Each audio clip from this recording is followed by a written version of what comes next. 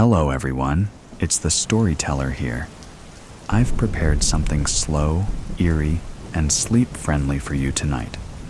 Don't forget to like and subscribe, and let me know in the comments. Are you drifting off already, or still wide awake? A wicked walk. Safety starts to feel like a myth when you're selling your body like it's a hanger for a clothing rack. This is me. Am I good enough for you? Are my legs thin enough? Or do they rub together too much when I walk? Do you like my eyes? My chin? Should I swing my hips or not? Do I have a boring face? An average body? I've even been told I was too pretty before. A pat on the hand, the way a child gets a bandage for a wound that nobody can see. Sorry, we're looking for uglier girls. You understand? No, I don't. The music is pumping in my ears so loudly, I can't even hear my own footsteps or see the runway when I step onto it. I can feel it under my stilettos. That's all I have to go off of. I can feel the back of my dress is completely unzipped until about 3 seconds before I'm out there, bathed in neon purple light. Everything is distorted.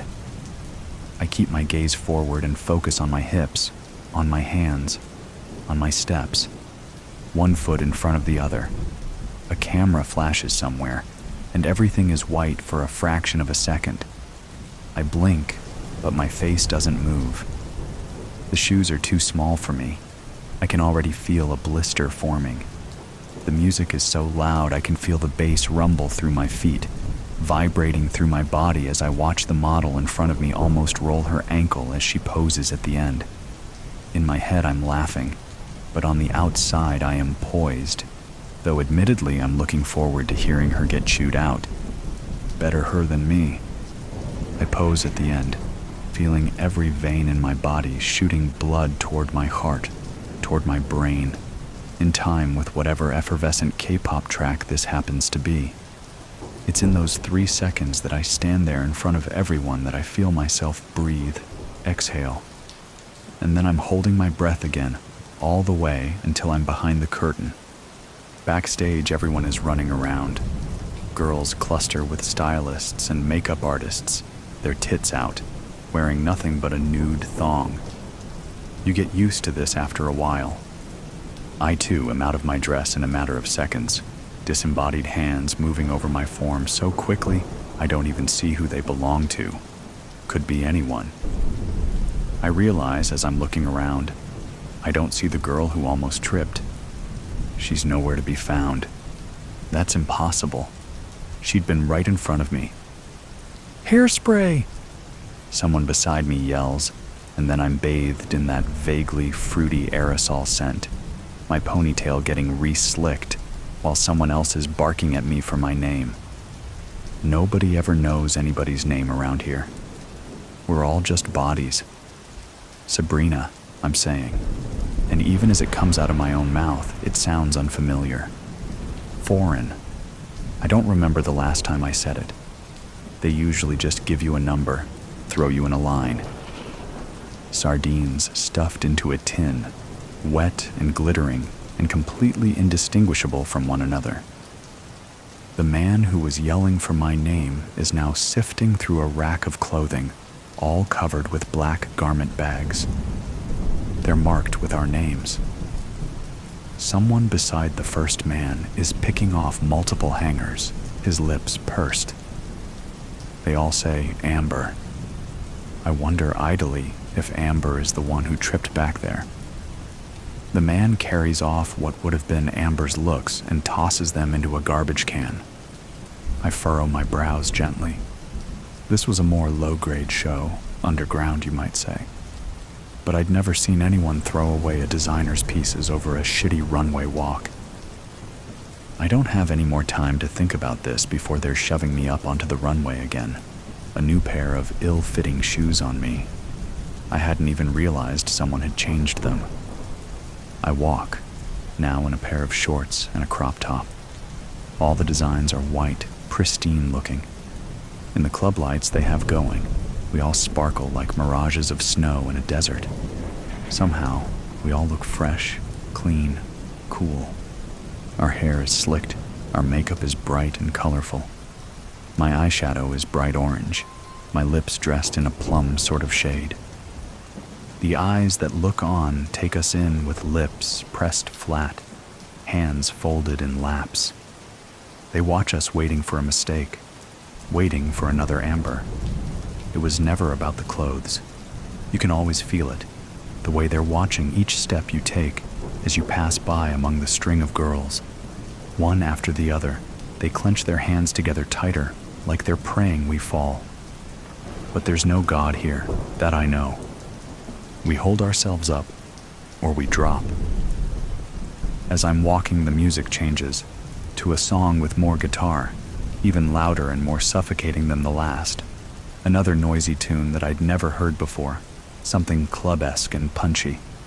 My steps stay uniform, elegant, and strong. I have tunnel vision for the model's head in front of me, so much so that I almost trip on the body. Amber. She's laid over the runway with a slice in her neck so deep the smell of thick, hot, metallic blood fills my nose as I step over her. I only glance at her for a moment. I keep walking. I keep walking as I'm thinking, is that fake blood? It can't be. The smell. And then the model behind me screams, a shriek that's barely audible over the sound of the music. Nobody in the audience shifts. They all just sit there, eyes forward, like mannequins. I dare to look down slightly again, and our heels are leaving behind trails of Amber's blood, the fluid glowing in the neon lights, contrasting the white we're all draped in. When I arrive backstage, the model who was screaming is being snatched from behind me, howling like an animal as multiple people keep her from running, caging her in.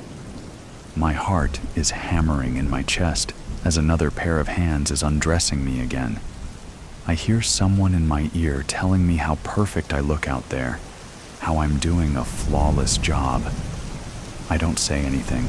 I just flinch when I feel them running something wet all over me. I look down, and my bare chest is covered in red. It's still warm. Is it Amber's? I look over my shoulder, and the girl with the curly brown hair is being punched repeatedly in the stomach, crying out for help, reaching into the air toward where I'm standing. Nobody looks toward her, but me.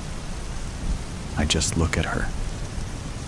I'm soaked in blood, the penny smell invading my nose so aggressively my stomach is curling in on itself. They don't even give me shoes, and then I'm up again, being shoved out of the curtain with nothing but my nude thong on, and whoever's blood smeared all over my sand-colored skin. Probably Amber's. For no reason at all, I walk. The music isn't even music anymore, it's just high-pitched buzzing. Nobody in the audience moves, but I do. I walk. I am the pillar holding all of this up. I am walking sex. I am red and beige and blonde. This is me. Am I hot enough yet? The blood is so hot. Do I look strong enough? Are my hips swaying properly? How are my eyes, my lips, my neck? Tell me I'm perfect. Nobody in the audience looks at Amber's body. Neither do I. Am I ugly enough yet? Yes.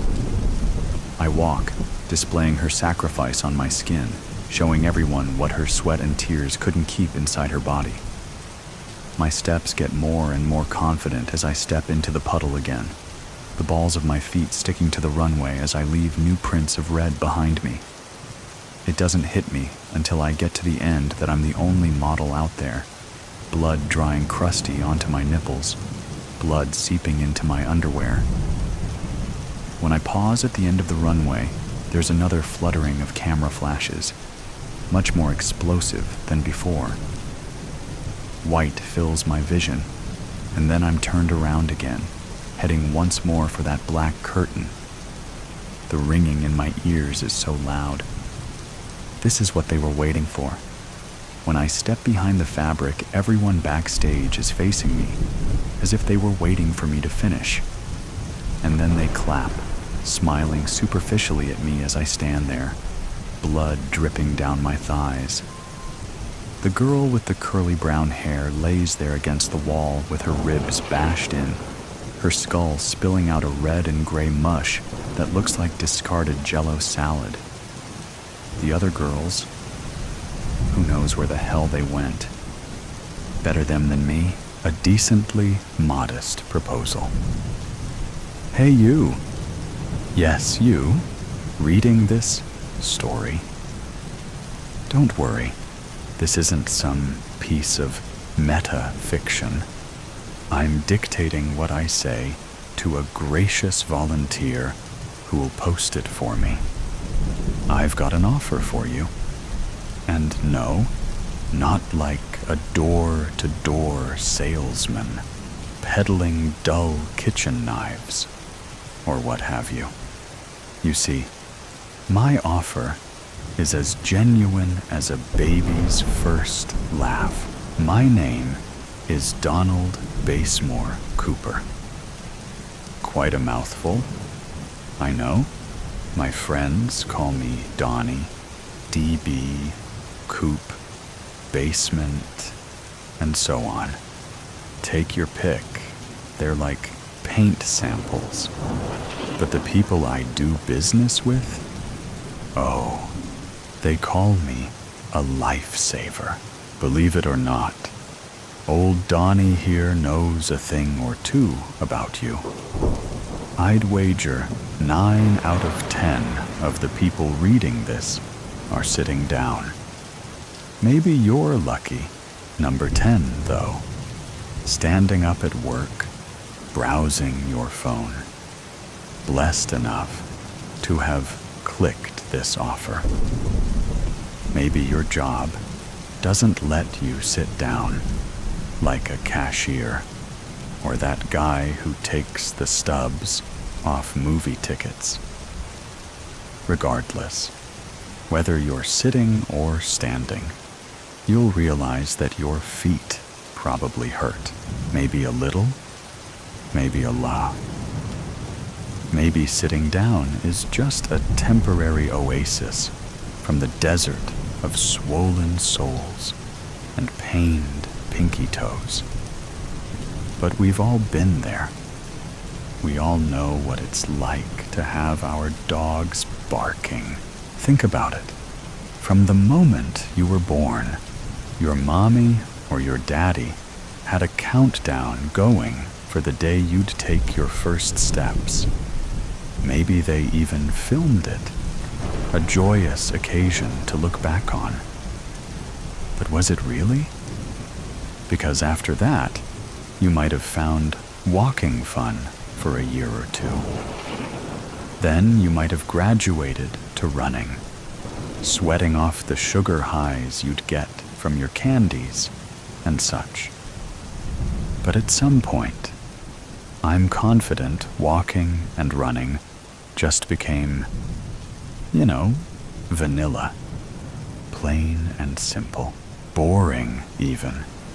Hell, I'm taking it one proverbial step further and guessing it's just plain tiring too. Now, as an adult, say you can't find a parking space close to where you need to go. Now you gotta walk. Or maybe the bus station isn't that close to where you work. We haven't exactly designed cities around those of us without cars. Maybe your job keeps you on your toes. Go run this. Go clean this. Go serve that table of assholes their food, knowing they won't tip you. More walking, and even if you try and relax on a weekend, guess what? How long can you last until you go shopping at a store, or even a mega shopping center, floor after floor, dedicated to glorious capitalism, a shrine to enjoyment and consumerism? But your feet will have hell to pay And I know I can hear some of you thinking to yourselves, but Donnie, I like to walk, run, and jog. Hell, I eat marathons for breakfast. I hear you. I promise you still gotta listen to my offer. You see, why do we do those things? If you ask me, it boils down to 3 different reasons.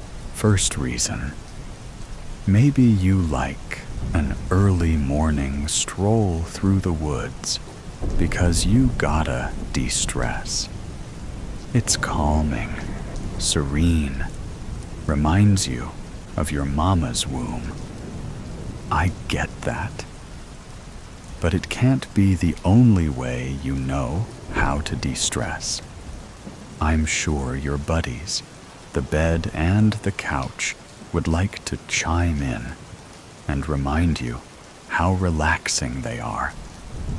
And if you still want to be in nature, watch a bird or 2. Park benches are right there, singing a siren song to rest your feet. Second reason, weight loss. You want to be sexy. You want to look thin. You gotta shave those pounds off of you. But I'm sorry to say, it's really all a sham. Society made up these rules as to who counts as hot, who gets to be on the big screens and such. They want you to look thin because there's more money for them in looking thin. Exercise machines, designer clothes, beauty products, all that costs way more than a bag of chips and cookie dough, if you know what I'm saying.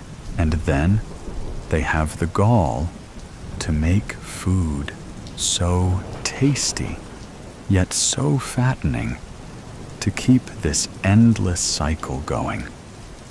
You pay money to get thin, only to pay money to get fattened again. That's the secret to beauty. It's just money wearing a mask. Don't fall for it. Live how you want. Don't worry about running to get thin. Reason the third. Maybe you run for sport. You know, it happens. You could have had a lazy eye and couldn't hit or throw a ball right. But boy, howdy, you sure could run like hell in a straight line. Now, your pal Coop here wasn't much of an athlete. Most of my running came from evading the school bullies, who are now, hopefully, adult has-beens and burnouts. But that spirit of competition is a wonderful thing. It's food for the heart and soul. But it won't last. Sooner or later, your body gives out, and you'll just be yearning for the glory days, like a college alum still visiting their frat house on homecoming. You can't run forever, so you see where I'm coming from now? Almost everyone reading this declaration of mine is going to tragically fall victim to one day being so pained, so hurt, so egregiously tired, all from walking. Biologically speaking, we aren't even designed to be standing up straight for so long. Our spines are an affront to God, if anything. So, what do we do? What is Mr. Basemore Cooper here leading up to? What is my offer to you, my dear reader? Well, let me tell you a story. Growing up, my grandfather, or my boompa as I called him, lived on his own. He'd come visit me, walking up the 3 stone steps to my house, back and knee pains the whole time. Of course, I didn't know at the time how much he hurt. He was just Boompa to me, so friendly, so kind, bringing over an apple or 2 to help keep the doctor away for me, you know? As a kid, I'd run around the house or the yard, trying to play with Boompa, never realizing how he struggled to catch up. Then, inside, I'd jump on his lap as he sought relief on our couch. He's the one who taught me my dogs are barking instead of saying my feet hurt. Hell, he'd put a spin on it with, the whole pound is a barking Donnie, and then he'd leave to go home to his apartment, up several flights of stairs, all by himself. And I'd beg him to stay. Please, Boompa, I want to play every day. And I'd wonder why my parents were just letting him go off by himself. In retrospect, it's even worse. They had to have known his legs were hurting, but they basically kicked him out into the cold every time he finished visiting. Why couldn't Boompa just live with us? Would it really have been that hard? Don't you get ahead of yourselves, dear readers. There isn't some skeleton in Boompa's closet. No sins of the grandfather. No wicked reason why baby Donald couldn't see him every day. The real reason? Independence. As long as he could walk, he insisted on taking care of himself, living on his own, and thus seeing me only a dozen times a year. Tragic, right? Your hearts must be breaking. Boo-hoo for Donnie. Nah, I say get that I was still lucky to even have Boompa. But you know who wasn't lucky? Boompa. Knees sore, feet aching. A lifetime of walking amounting to chronic pain. It really shouldn't be a surprise that he couldn't cross the street at a normal speed. So if you think about the number of stupid people combined with the number of impatient people in this country, it was really only a matter of time. Boompa couldn't possibly react fast enough to that car. Don't grab your tissues and start weeping. He lived. It's actually funny how tires crushing your bones, grinding your flesh, and spilling your blood across the pavement isn't enough to kill you sometimes. I wonder if Boompa found it funny too, lying there, waiting for the ambulance, dragging himself away from the mangled remains of his legs. Just a clean cut, the kind that would make a butcher blush with how precise it was. Just like that. No more legs and feet to hurt. Just like that. Boompa was at home. My home. To live with us. I could talk to him all day. My parents would take care of him, and he'd never have to walk again in his wheelchair. I couldn't be happier that he lived out the last few years of his life with us, fully provided for and loved. I'm sure he'd agree. I'll have to ask him. when I go to heaven. And we could have had all that for longer if he had just gotten rid of his legs sooner. Don't you think? What I'm proposing is a free service, all done by me on the house, to give yourself the same kind of life Boompa had at the end. Fully taken care of, free from the stress of walking. You'll find new ways to relax, new games to play to pass the time. And losing weight? Well, a leg is a little under a fifth of your weight, so losing both? You're talking upwards of 50 pounds off, all at once. Way more efficient that exercise ever could be. Come on, working out is hell. All the sweat and the pains and finding time to do it. I'm telling you, my offer is way better than that. You might be hesitant because you don't have a spare wheelchair lying around. No worries. Part of the service is that I'll help you procure one suited just to your needs. What about housing? Making sure you can still move around. Your boy Donnie is right here. We can rearrange your house to be a more wheelchair-friendly space. What's that? Your job? Going out in public?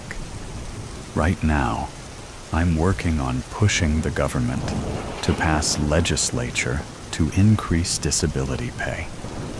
Most public places have to be wheelchair accessible already, but with an increase to monthly payments, you'll have more than enough free money to use on both living and entertainment. You'll see, it really won't be a big deal to use ride-sharing services once you have the money from selling your car. How is the procedure done? Well, there are too many hoops to jump through to doing this in a hospital. God forbid us red-blooded Americans exercising the freedom we've been promised. I'll gladly come to your house instead. Just give me your address, and we'll pick a time that works best for you. Maybe you want the kids out of the house. Maybe you've been looking for an excuse to get off of work on a Monday. Certainly won't be going back to that job after we're done. I've got my bag of tools with me here. We've got some chloroform here, a new set of rags, some ropes too. I find it decreases the squirming if you happen to wake up. You don't have to worry about carpet stains either. I'll throw down a tarp. We could even set you up in bed for maximum comfort as well. Then you've got your choice of tool. The chainsaw is a wonderful choice for those horror fanatics out there. Plus, the noise will drown out any screaming that might occur. Again, if you wake up. But maybe you want quick and painless, or at least as painless as possible. That's where the elegant Japanese katana comes in, fully capable of slicing through bone. Maybe you want to savor the moment you give into a lifetime of relaxation and sitting. Or maybe you find your jollies from a little bit of pain here and there. No judgment here. But I've still got my trusty hacksaw here, still good to go from the first time I did this procedure. Now the forums will tell you that a bone saw might cut better, but ignore that hogwash. With enough elbow grease and a can-do attitude, my hacksaw and I will easily get your legs on a one-way trip to Aruba. Never to bother you again. Don't you worry a hair on your pretty head. I know what I'm doing here. It's not my first rodeo.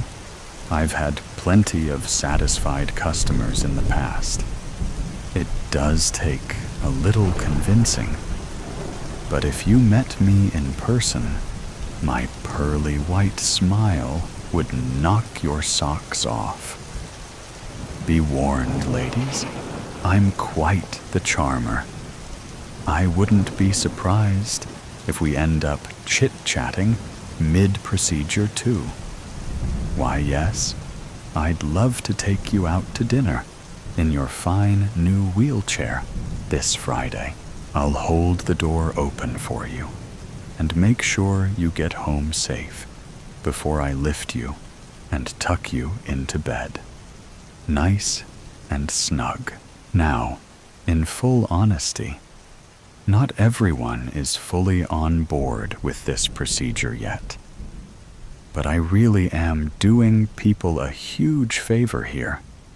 The couple of times they hesitated to say yes didn't stop me from grabbing the old chloroform here. I remember this one gentleman, surely an upstanding and strong man, didn't hesitate to start crying and begging me to stop once he was tied down. Those tears reminded me a lot of myself when I used to cry when Boompa left. Oh, how things got better for me. And soon they'd get better for him too. In fact, this young gentleman typing this all out is my latest customer. You see, I'm not the best with computers, so we cut a deal. He could keep one of his legs if he helped me spread my word far and wide. So here we are. If only you could see him hobble, a little tear in his eye.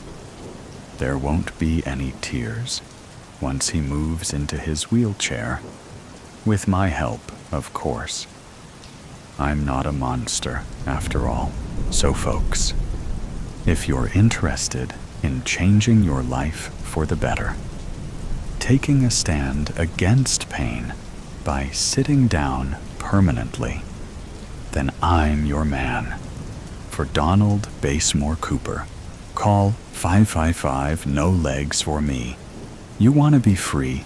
Call your pal DB and make sure you hold on to those legs once they're off you, because I've got a great home recipe to share with you in the kitchen, all for science. It's a jungle out here. I'd been warned. Predators and prey of every size and description around every corner. Anywhere can be breathtakingly beautiful and equally breathtakingly deadly. Stay alert to stay alive. Even with safeguards in place, I find myself in terrifying peril. Time's running out. The end is near. I fear no help is in the offering. I am on my own. No hope left. It's getting more and more difficult to breathe. Humidity so thick, it's like sucking a wet sponge. But I can't give up. Yet. I see my short life flashing before me. Might pass out soon. How can this be happening? Timeless law. Won a grant to study rainforest in Amazon. All for science. Far back as I can remember I had a love for plants, instilled by my mother. Rest her soul. She raised exotic plants. So I wanted to emulate her, made it into a great university. Oh, that hurt. Can't think straight. Getting lightheaded. Most of my history will be found in my journals. When did I last make an entry? Right. When I arrived. Was going to add more tonight.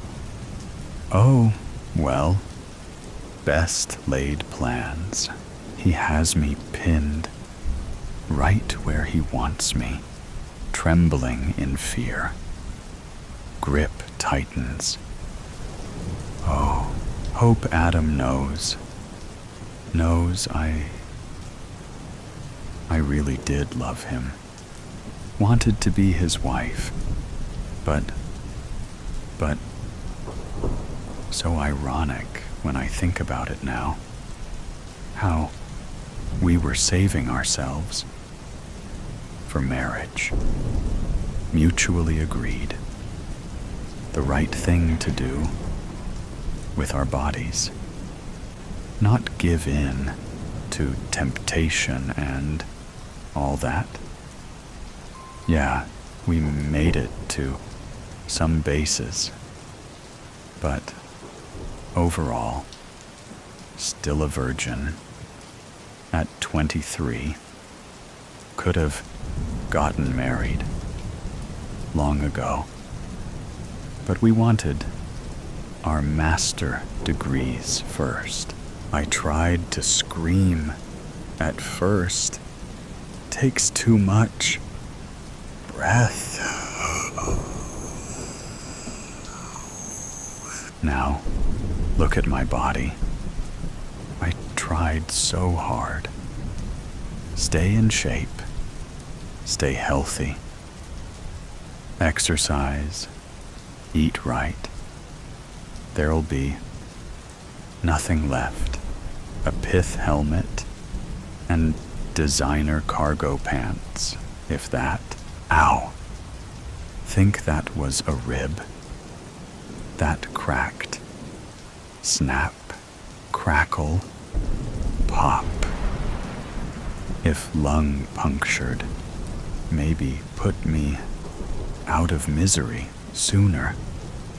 Yes, I should pray for that. Make this end, please. Oh, hurts so much. Get it over with. Already.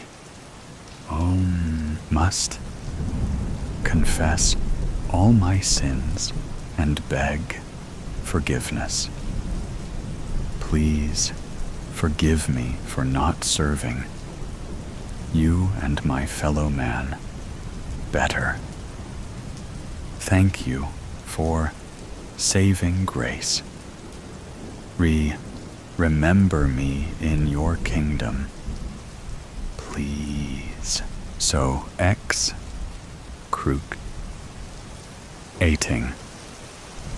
Think pleasant thoughts. Night first met Adam. Halloween party, college, junior year. Friend convinced me wear outlandish costume. A pleathery sleeping bag looking wrap that looked like a giant anaconda swallowing me whole.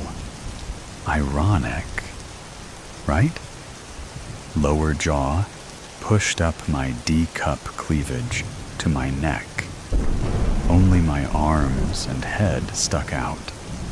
Above the form-hugging, diamond-studded snakeskin created quite the shapely bulge 40 and 26, 36.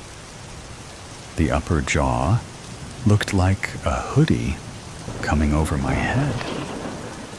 Adam and every other straight male took notice, but Adam's field of study is snakes. They're his passion, more so than me, I fear. He seemed jealous of my trip here. I only look at plants. He would have so many snakes to admire snakes. Ah, believe. He would classify this charmer as a reticulated python. He has me wrapped in multiple coils, intending to make me his meal. I'm afraid, enjoying squeezing every last breath out of me until I pass out or die, making me easier to devour whole without a struggle. More bones he can break will make me slide down so much easier. It won't be long now, being crushed like a tin can. Everything hurts, breaths getting shallower, all alone on a hike, not far from camp. Stopped to examine flora. He dropped out of canopy above. Even if I looked up, he would resemble dripping vines. Was he stalking me, or I happened to stumble into his domain? Easy prey, fast delivery, knife strapped to my thigh. Once he had me in his grip. He moved so fast, I didn't stand a chance. Maybe butt dial help? Phone in my back pocket. Reached for it. Now arms pinned behind me. Chest thrust out between coils. Pretty picture, no doubt. Oh,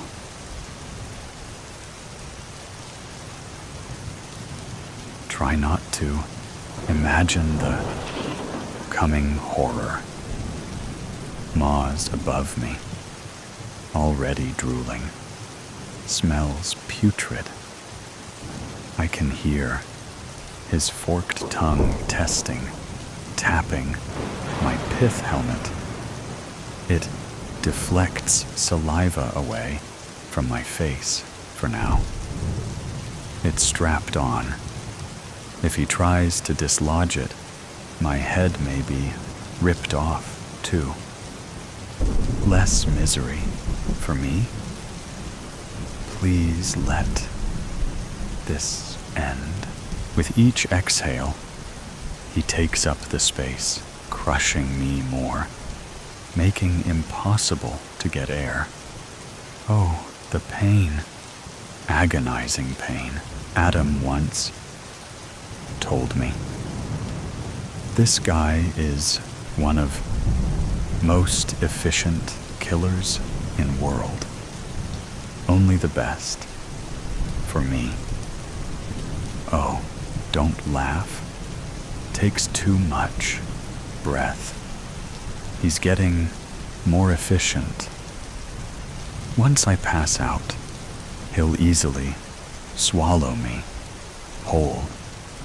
Connective tissue allows jaws to open wide. He'll walk them over my head and face. Hope he chokes on helmet, backward pointing fangs prevent me from escaping if I'm still alive. Sure, as if once prey in, throat, strong muscular contractions work mass down through, long esophagus into juicy, thick stomach, all prepared for heavy task of digestion, may slow him down several days. My body quivering in terror. Carnivorous, 100%. No flora for him. Can swallow prey, much larger, thicker than himself.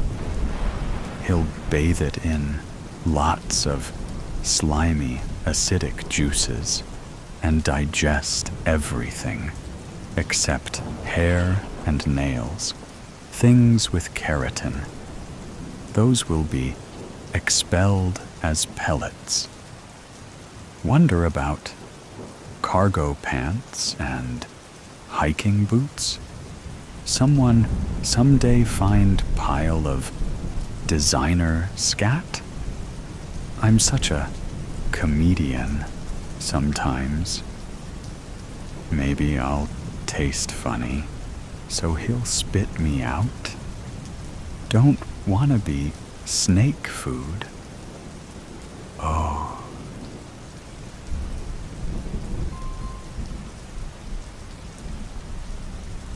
Calda, is someone over there? Behind those ferns? Help me, please. Fading fast. Out of time. Hello, Eve, my love. Imagine finding you here, hanging out with a serpent. You're turning a bit purple. Oh, Adam. Thank goodness. Save me. Can't breathe. He's breaking every bone. The pain is unbearable. Destroy this monster. Let me beat him with this stick. Let go of her, you horrible purple people eater. Sorry, not working, doll. Can't say I didn't try. Besides, how could I possibly forgive myself for destroying such a magnificent specimen? He's only doing what comes naturally. You look like a piece of meat to him. Can't blame him. He's made a delectable selection. Just look at the way he is working you over. Kind of like the way you twisted everything around in your journal I found back home when I was watering your plants. You were ready to dump me after all our dreams and plans, simply because I gave in to temptation and bedded that perky waitress. She didn't deny me any of her body, unlike you. Oh, can't touch this. Now who is touching you everywhere? And you expect me to save you? Adam, please, can't last much longer. The end is near. Tell you what, sweetheart.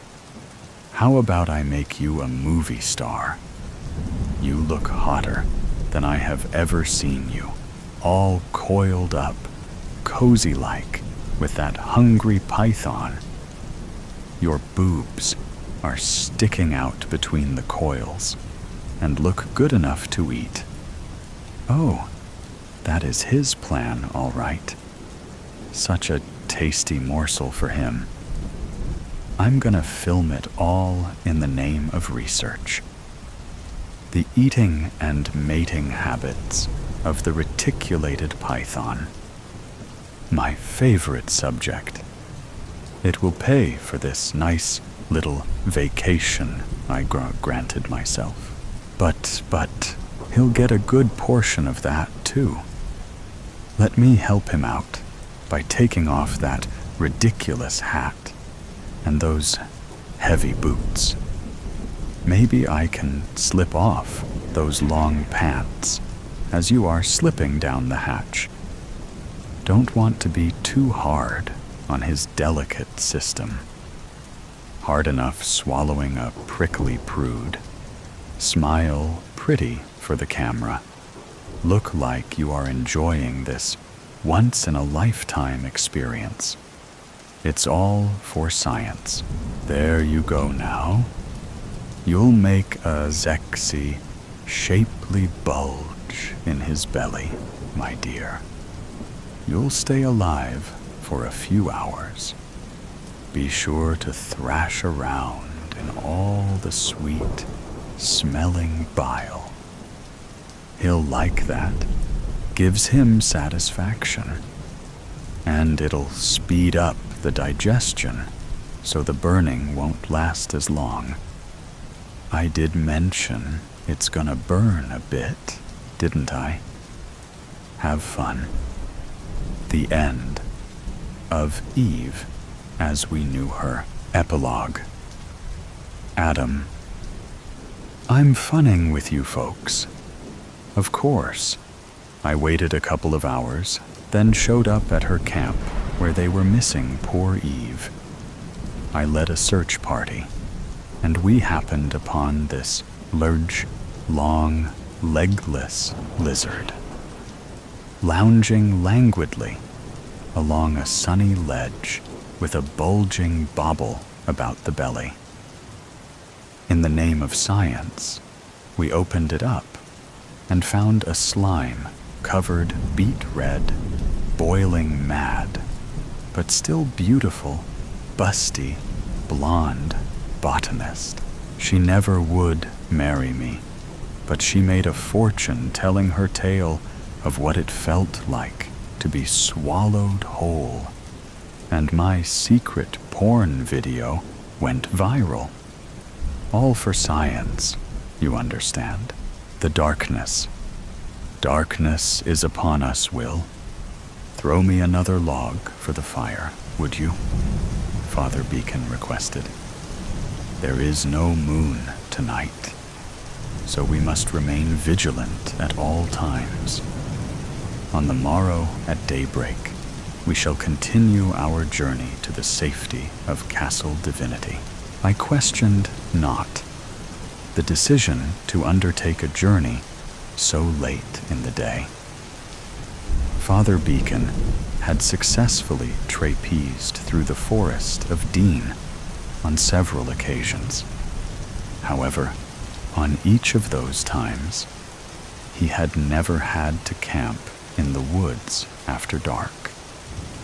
So, it was surprising to me and our other traveling companion, Lord Benjamin Moore, that Father Beacon would choose to do so on the night of no moon.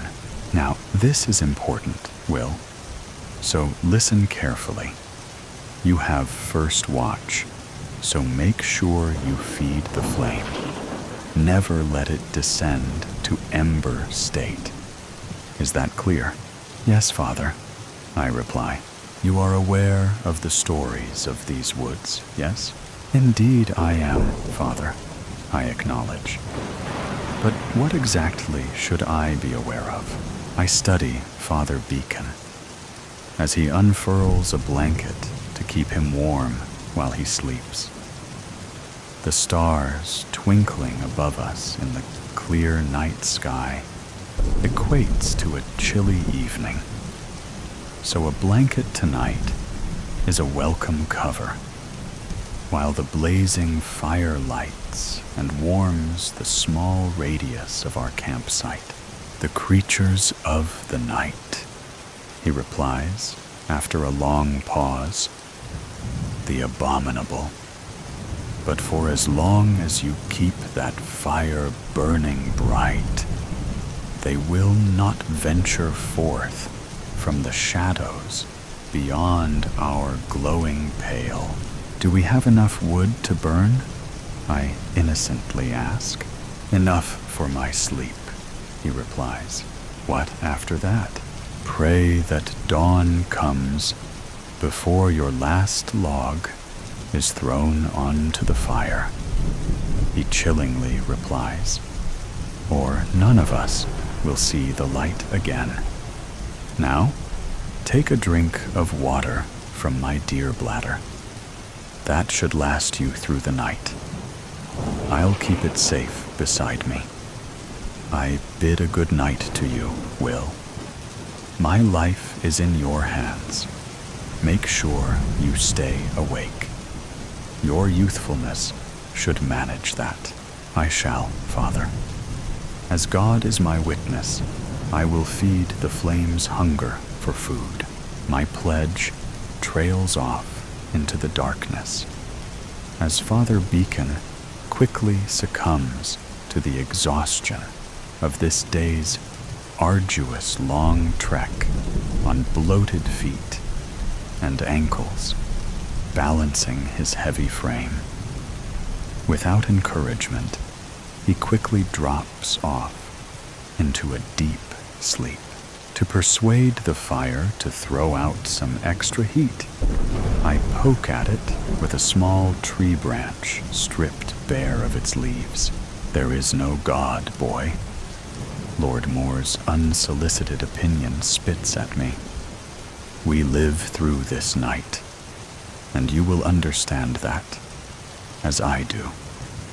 So, do not fail your duty. Are you not going to keep me company?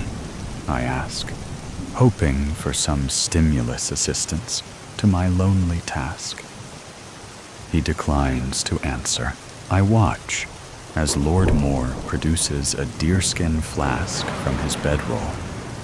Then, uncorking it, he takes a long swig, spilling drink down his bushy red beard.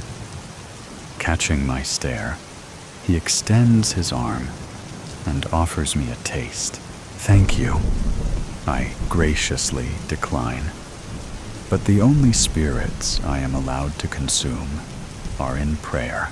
My attempt at humor has the desired effect on Lord Moore, who chuckles out loud, the innocent wit of a child.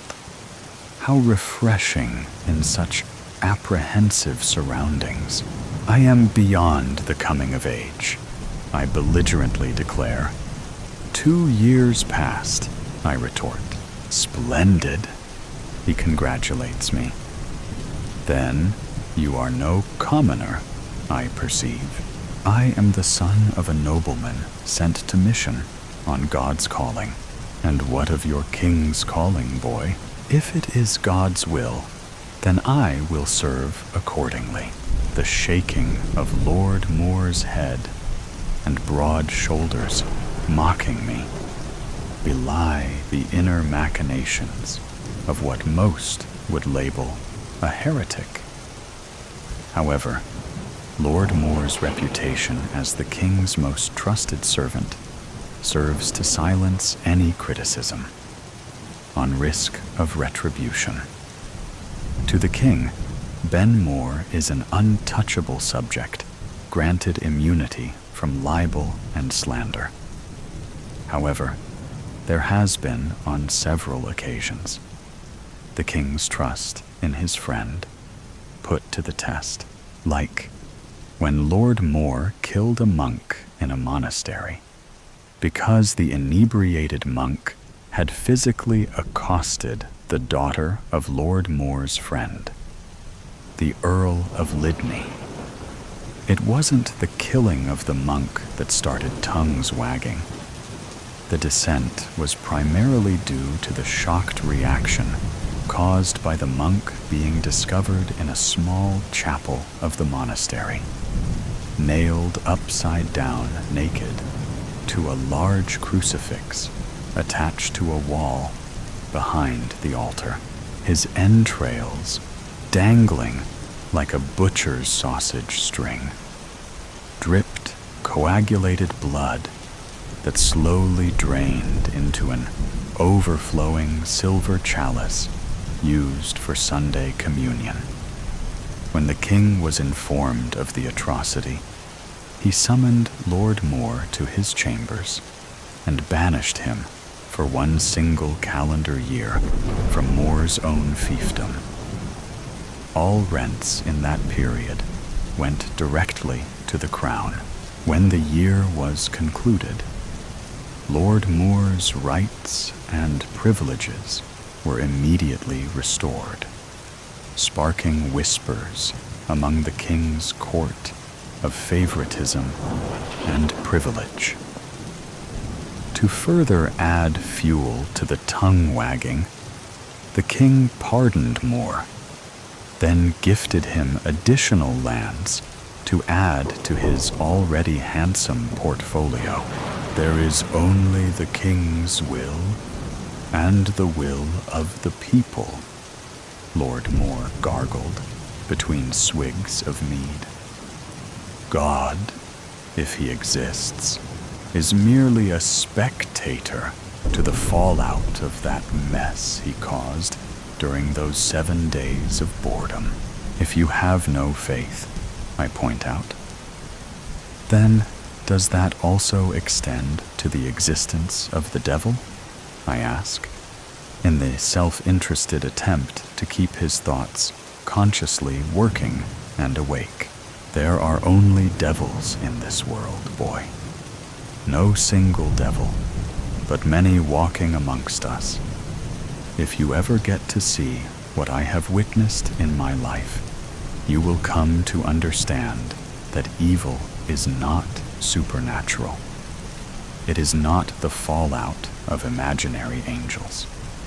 It is solely a result of man's own lust and greed. I defeatedly watch Lord Moore adjust his knapsack as he prepares to rest. However, the night is still long, so I attempt to stir him from his approaching slumber. Are you going to kill another monk at Castle Divinity? I unashamedly ask. Perhaps I'll kill you, boy, if you interfere with my sleep any longer. I push my luck a little further and ask the unmentionable question. What did he do? The monk that you killed, what I killed him for, was not just out of retribution. He had a history of molestations against females and males alike. The final straw was just the last on a list of uncontrollable aberrations. The church protected him and confined him to the monastery's high walls. I made a pledge to a friend, and when Ben Moore pledges something, he delivers. His words trail off into slumbering mutterings of approaching dreams, leaving me alone in the waking world, in charge of the two men's safety. A faint snap of a twig emanating from the darkness grabs my attention. Poking at the fire, I resurrect a tall flame that widens the area of light. Then, without warning, the hairs on my arms stand up on end. I feel something or someone watching me from cloaked areas of the forest. "Who's there?" I call out. I look over to Father Beacon and then to Lord Moore, but they remain undisturbed, as if a spell has been cast upon them, incarcerating them in a form of sleep prison. "Don't be afraid," a female voice whispers from the edge of the light. "I mean you no harm. Quite the opposite," she clarifies. "I bring you an offering of everlasting pleasure." My eyes dart in the general direction of her voice, but it is not until she steps into the light that I can focus on her presence. Walking deliberately toward me, she is naked as the day I was born. Her shape is curvy, and her long hair manages to hide her modesty in the appropriate areas. To be exact, her long, fair hair is empathetically saving me from blushing my own modesty. Tell me your deepest desire, she demands to know. What doth a young buck like you want more than anything in this life? I want to serve God, I defensively reply. Her echoing laugh sees through my nervousness. After all, I am still of the male species, and she is divine, delectable, and attractively enchanting. Does the boy always answer for the man? I answer for myself, and I answer to God. So naive, she disapprovingly states. Where I come from, we only worship ourselves. Dropping to all fours, she assumes the gait of a four-legged animal, slowly swinging her hips as she approaches me. A stirring within creates a bead of perspiration to form over my brow. My mouth suddenly feels dry, creating a craving for refreshment. But Father Beacon holds the water satchel and is not within easy reach. Not that I can move, because I'm transfixed to my seated position, lost in two dreamlike, dark pools, drawing me deeper into the strange visitor's eyes. I try to muster a call to Lord Moore, but my tongue has somehow been silenced. There's no need to wake him, she said, before resting her chin on my lap. What I am about to do to you requires no audience. Do? I innocently ask, my vocal cords returning to normal operation. What are you going to do? My quivering trepidation seems to excite her, causing her to breathe deeply in through her nose as she rises to her feet, her unusually tall frame towering over me like a giant addressing a dwarf. Innocent child, she hisses. Why, I'm going to devour you. In the blink of one's eye, she transforms into the most hideous of creatures that nature has ever produced. Her hair, now solidifying into some form of sinew tissue, opens into a webbed membrane from behind her back. The ends resemble the tip of a thick, spiky holly leaf. Her face is now unrecognizable, looking more so like the skinless jaws of a forest wolf.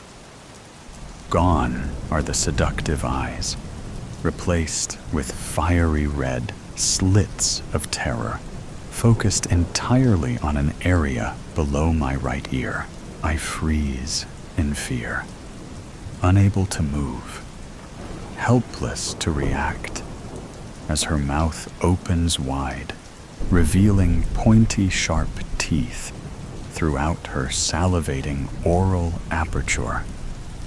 I say her, but there is no other label other than it to describe this hellish monster about to dine on me, tenderizing my face with each forced exhalation of foul air. I'm about to faint from the overwhelming fright when the creature suddenly jerks up in a howl-like stance as the tip of a long sword blade begins to protrude from its mouth. As reddish-brown liquid drips from its jaw onto my lap, the creature's head is abruptly severed from its shoulders with one swipe of the sword, causing an instant cacophony of screams and howls to cry out from the darkness surrounding me.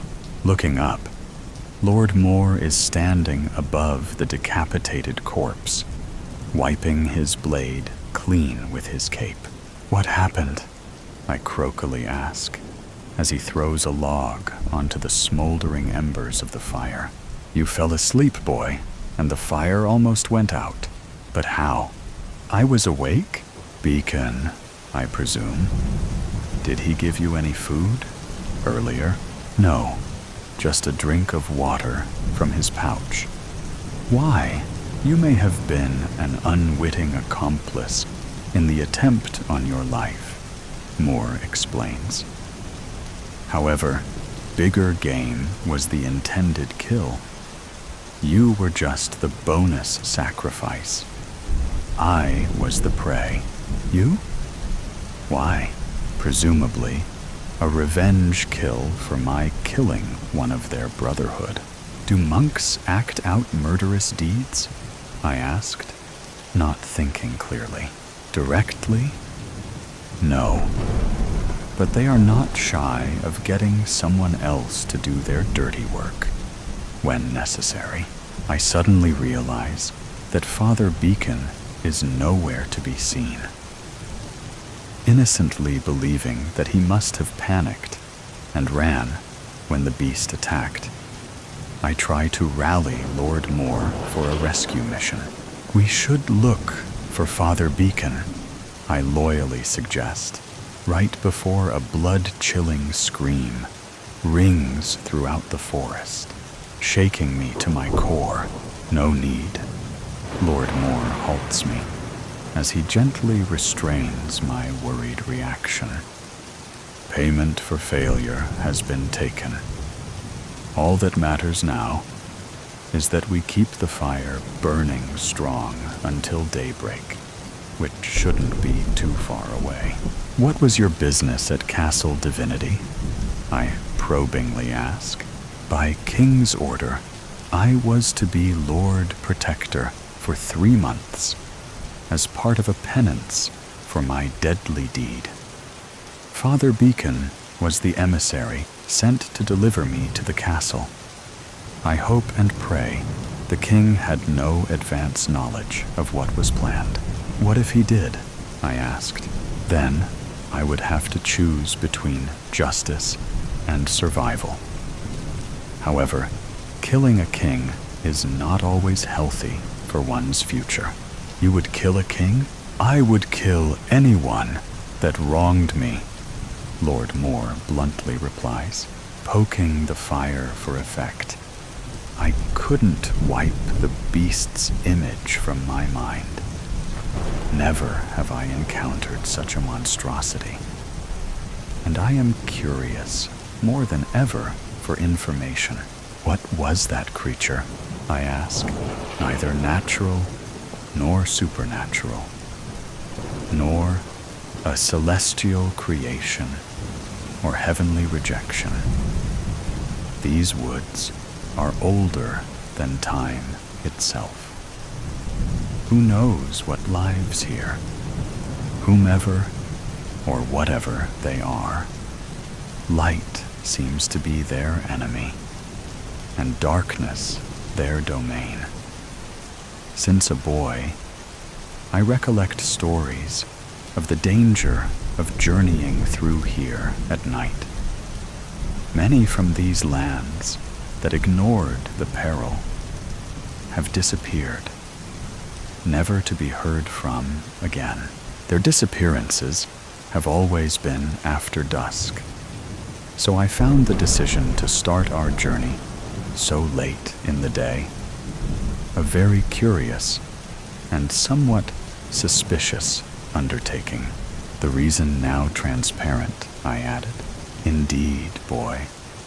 It seems that a most peculiar but fragile alliance was made to prevent me from reaching my destination.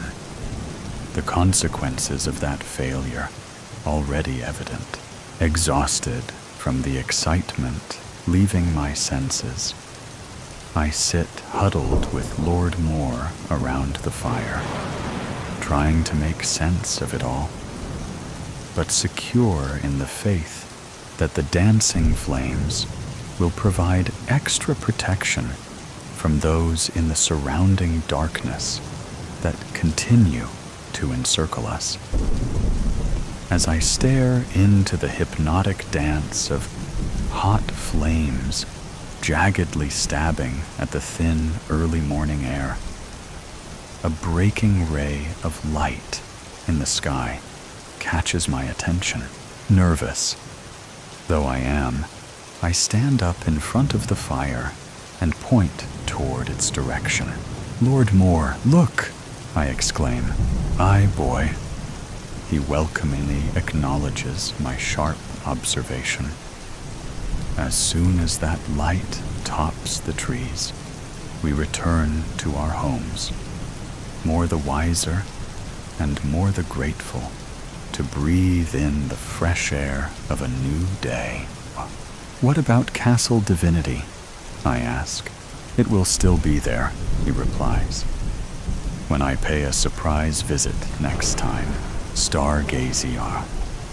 With rumblings of war rolling along the coastline, the knock startled Cecil.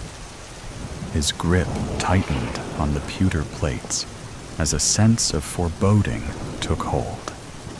Opening the door revealed a handsome stranger with refined features as if carved from marble. He had jet black hair and eyes that glinted like cold steel. "Good evening and happy Christmas," said the stranger in a rich baritone. "My apologies for the intrusion, but it seems my carriage has lost a wheel just up the road. Might I trouble you for some shelter from the cold while my man fetches assistance?" Cecil hesitated. He had been expecting his brother-in-law. He was struck dumb. Before he could collect his wits, his wife appeared behind him. "Marry a sec?" she asked.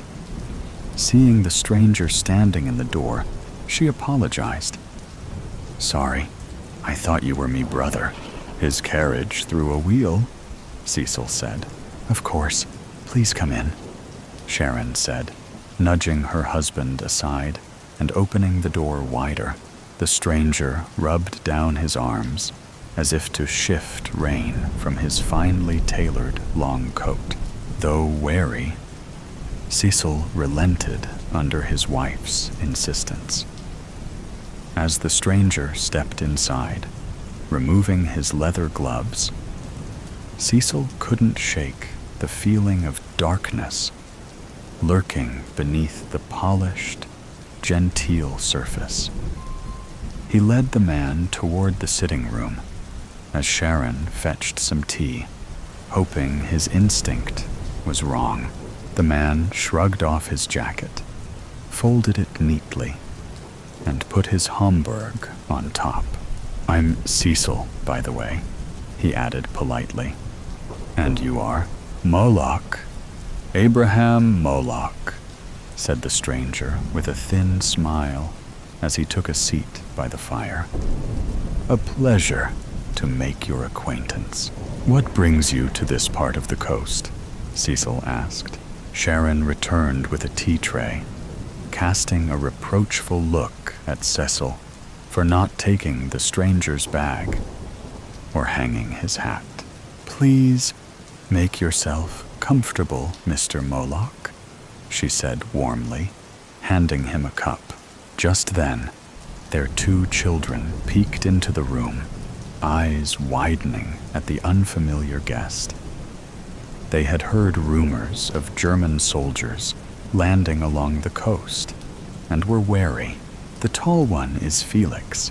The runt is Jasper," Sharon said. She busied herself pouring tea, checking his sack coat. Mr. Moloch's face soured. I seem to be out of cinder toffees. Bad luck? Perhaps next time. He then opened his bag and pulled out a few colorful Christmas crackers. The children's caution vanished at the sight. For your little ones, Mr. Moloch said, with a genteel nod, handing the crackers to Sharon. She gave them to the delighted children.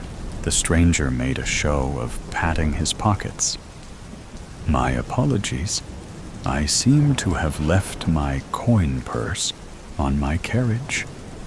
He turned to Cecil.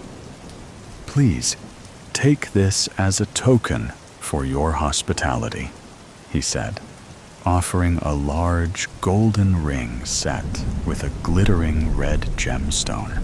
Cecil politely declined. That won't be necessary, really. We're happy to help, Mr. Moloch insisted. But Cecil refused once more. Finally, Mr. Moloch returned the ring to his pocket, a flicker of irritation passing over his features before the charming smile reappeared. In her lilting accent, Sharon offered to share their dinner. There's plenty of Stargazy Pie and stewed greens to go around. 'Tis no trouble, Mr. Moloch accepted graciously. You are too kind. I apologize for the inconvenience. I'm on my way to London to view a portrait. Please let me contribute. It's not a bother. Moloch's voice rumbled like distant artillery. Cecil imagined the windows rattling. Oh, nonsense. Travelers are welcome. It wouldn't be Christian of us to turf you out, Sharon said, then turned sharply to the children. And don't you dare be popping them crackers till supper, she instructed Cecil to fetch an extra place setting, and yelled to the kitchen for one of the children to bring the stool, so Mr. Moloch had a place to sit. Leaving to finish the cooking preparations, she tossed a meaningful glance at her husband. With Sharon gone, Mr. Moloch again offered Cecil the ring. Please, I must insist. Consider it thanks for your hospitality. This time, with no one else present, Cecil accepted it, sliding the ring onto his finger. The red gem glinted in the firelight. Mr. Moloch smiled, leaning back with a smirk. Cecil studied the ring on his hand. It looked expensive. How would he explain this extravagant gift to Sharon? She had refused it just minutes ago. Perhaps he could trade it in the village without her ever knowing. He quickly took it off and put it in his pocket. The family sat down to dinner, with the older boy pushing the stool into Jasper's spot. The smell of fresh bread and fish followed Sharon. Jasper's knees poked up too high, so he stretched his legs out to the sides. Don't be rockin', Jasp. We've got company.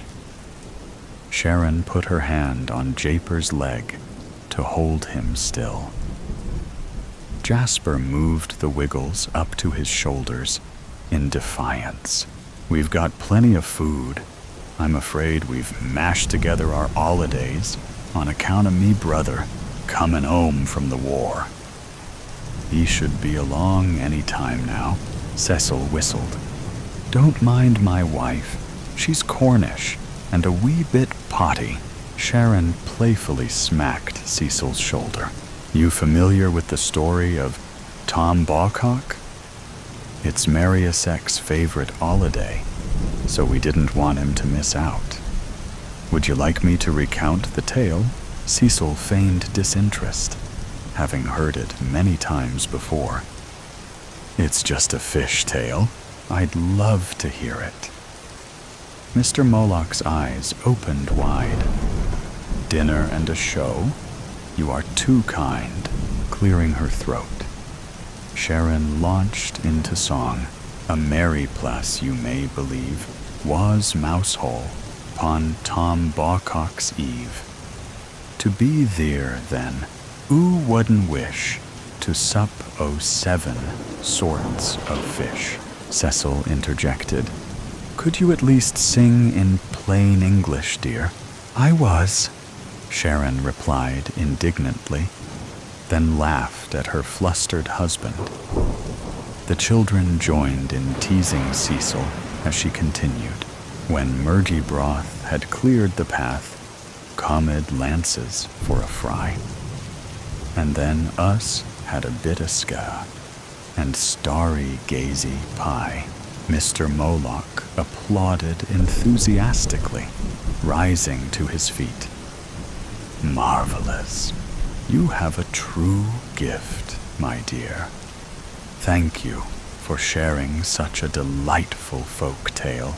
Sharon beamed, giving a slight curtsy before urging everyone to tuck into the feast before them.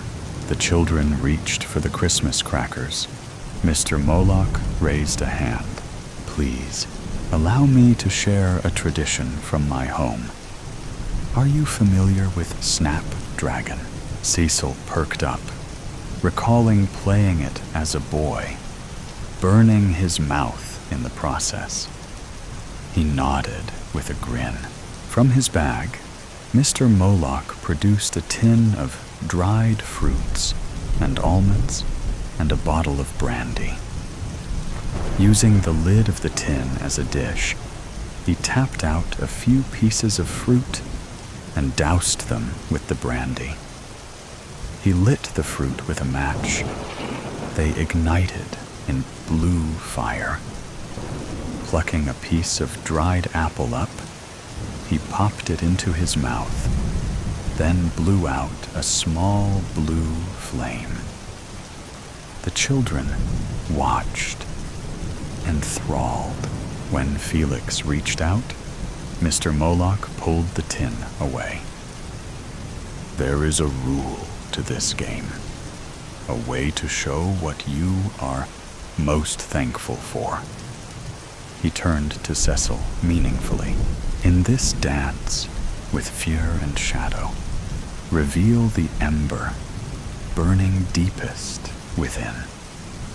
Speak not of fleeting joy, but lay bare the pulsating rhythm that makes you feel alive. For in the flicker of this flame, you offer the essence binding you to existence, the marrow of your being.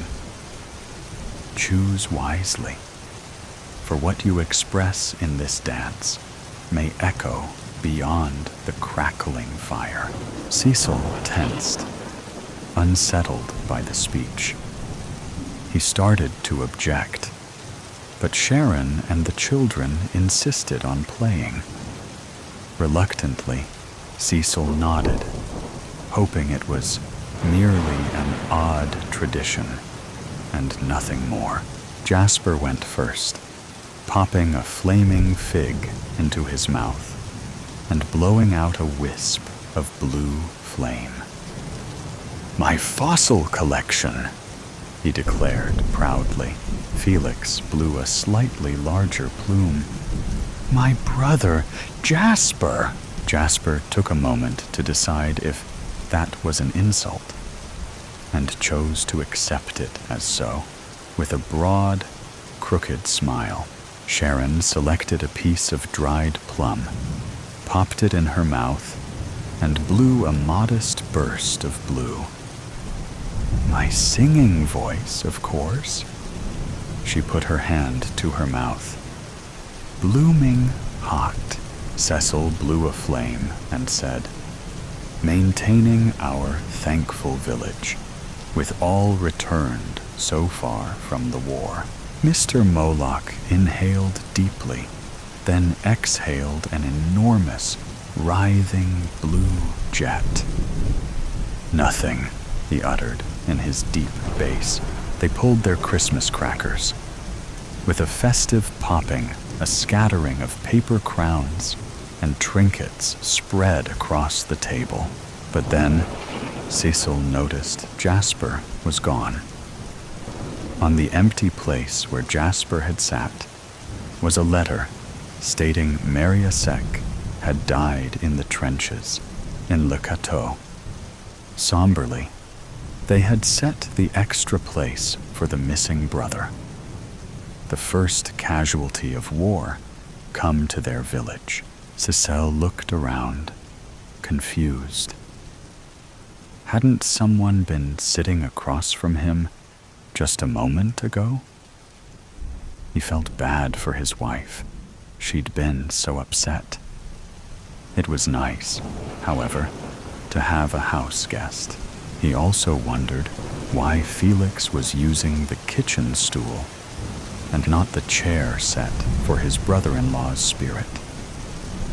But glancing at Mr. Moloch's smiling face, the questions slipped from Cecil's mind.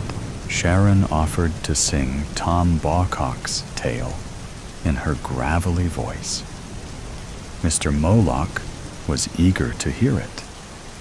She began, "A merry plaise you may believe was mousel upon Tom Bawcock's eve." Cecil quickly stopped her, feeling something was amiss. Her voice wasn't her best trait. It's a Cornish tradition about a fisherman during a time of famine who bravely set out in a storm to feed the town where Sharon came up. Mr. Moloch proposed a round of snapdragon, calling it a beloved pagan tradition where you express gratitude. Wary but enticed, Cecil agreed to play, as did an enthusiastic Felix and Sharon. Mr. Moloch turned to Cecil. "As the flames dance, whisper the heartbeat of your existence. Share not what you cherish, but the core defining your breath. What in your soul would you sacrifice to the hungry fire?" Felix blew a blue jet. "My boxing gloves!" Sharon smiled proudly at her son's first true passion. She blew her flame. "My son Felix!" Felix beamed. Cecil contemplated a moment before blowing his fiery breath. The proud, strong Royal Navy keeping invaders at bay. As the crackers popped, Sharon let out a wail. Felix was gone. Sobbing, she explained her boy was killed in the German shelling of the coast. He was so fond of untold fossils after boxing in Whitby. My apologies for her. It's been a trying time, Cecil said. She'd lost her voice from ceaseless weeping over the past fortnight. Mr. Moloch looked pained. My sincerest regrets at your loss. They sat in silence for a few moments, so Sharon could collect herself. Perhaps a round of snapdragon to lift spirits, Mr. Moloch suggested. My family tradition is to share what we are most thankful for. He turned to Cecil. You know the rules. Speak the fire within, the pulse of your sacrifice. What do you cherish most? Sharon blew a wisp of blue. My lovely home, Cecil contemplated before breathing his flame. My beautiful wife, Mr. Moloch rumbled. Nothing, his jet dwarfing theirs. The crackers popped like artillery fire as Cecil transitioned to sitting with Mr. Moloch in a seaside shack. Cecil drank heavily from the offered brandy, lamenting his wife, his children, his home, his brother. He stared at the letter, telling of his brother-in-law's death. Cecil's memories slipped away like vapor. He regretted not living the life he wanted, blaming the demon drink that stole his wife, kids, and chance to take his place in battle. Mr. Moloch offered dried fruit and a game of snapdragon to lift his spirits. Sacrifice the spark, keeping your flame alive, fueling your dance in shadows, he instructed. Cecil blew a wisp of blue. My health? Mr. Moloch rumbled. Nothing. Then he offered a Christmas cracker. The pop left a hint of black powder in the air. In a bedroom, Mr. Moloch sat beside Cecil. They played again, Cecil sacrificing his only prized possession, the ring sitting heavy in his pocket. Mr. Moloch blew out a large flame and crunched into his almond, then said, "Nothing." Cecil stood to pull the cracker. Mr. Moloch assisted Cecil's palsied hand. A pop and a wisp of smoke. Cecil reached for the flaming fruit, blew out a flame. My home. They pulled the cracker together. Mr. Moloch offered his coat to Cecil, a destitute man on the roadside. He pulled a table and chairs from the back of his broken coach, then invited Cecil to share some Stargazy Pie while his carriage was repaired. Cecil recognized the pie and table. Memories of his wife and children flooded back. He despaired at their loss. The rancid pie at the end of Cecil's ordeal seemed a mockery, stale remnants of a life freely sacrificed to an insatiable demon. Despite this, the food was more than welcome. Each bite revealed years of life, each crumb a precious scene. He ate at his memories as a starved man. Please return all as it was. I refuse to play Snapdragon any longer, he pleaded. Mr. Moloch just smiled. One final cracker. He shook the cracker enticingly.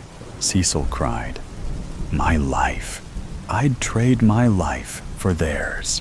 Finally, Mr. Moloch uttered, holding out the cracker. This time, Cecil got the bigger half. Dreadful luck, Cecil. He set the paper crown atop Cecil's head. Strands of Cecil's hair drifted onto Mr. Moloch's sleeve. Cecil sat numbly as Mr. Moloch brushed off the fallen hair, gingerly placing one in his front vest pocket. You traded your life, family, and youth for a ring. Then, even the ring you returned. When will humans learn to give selflessly? But what of my children's souls? Cecil asked, his voice frail, but insistent.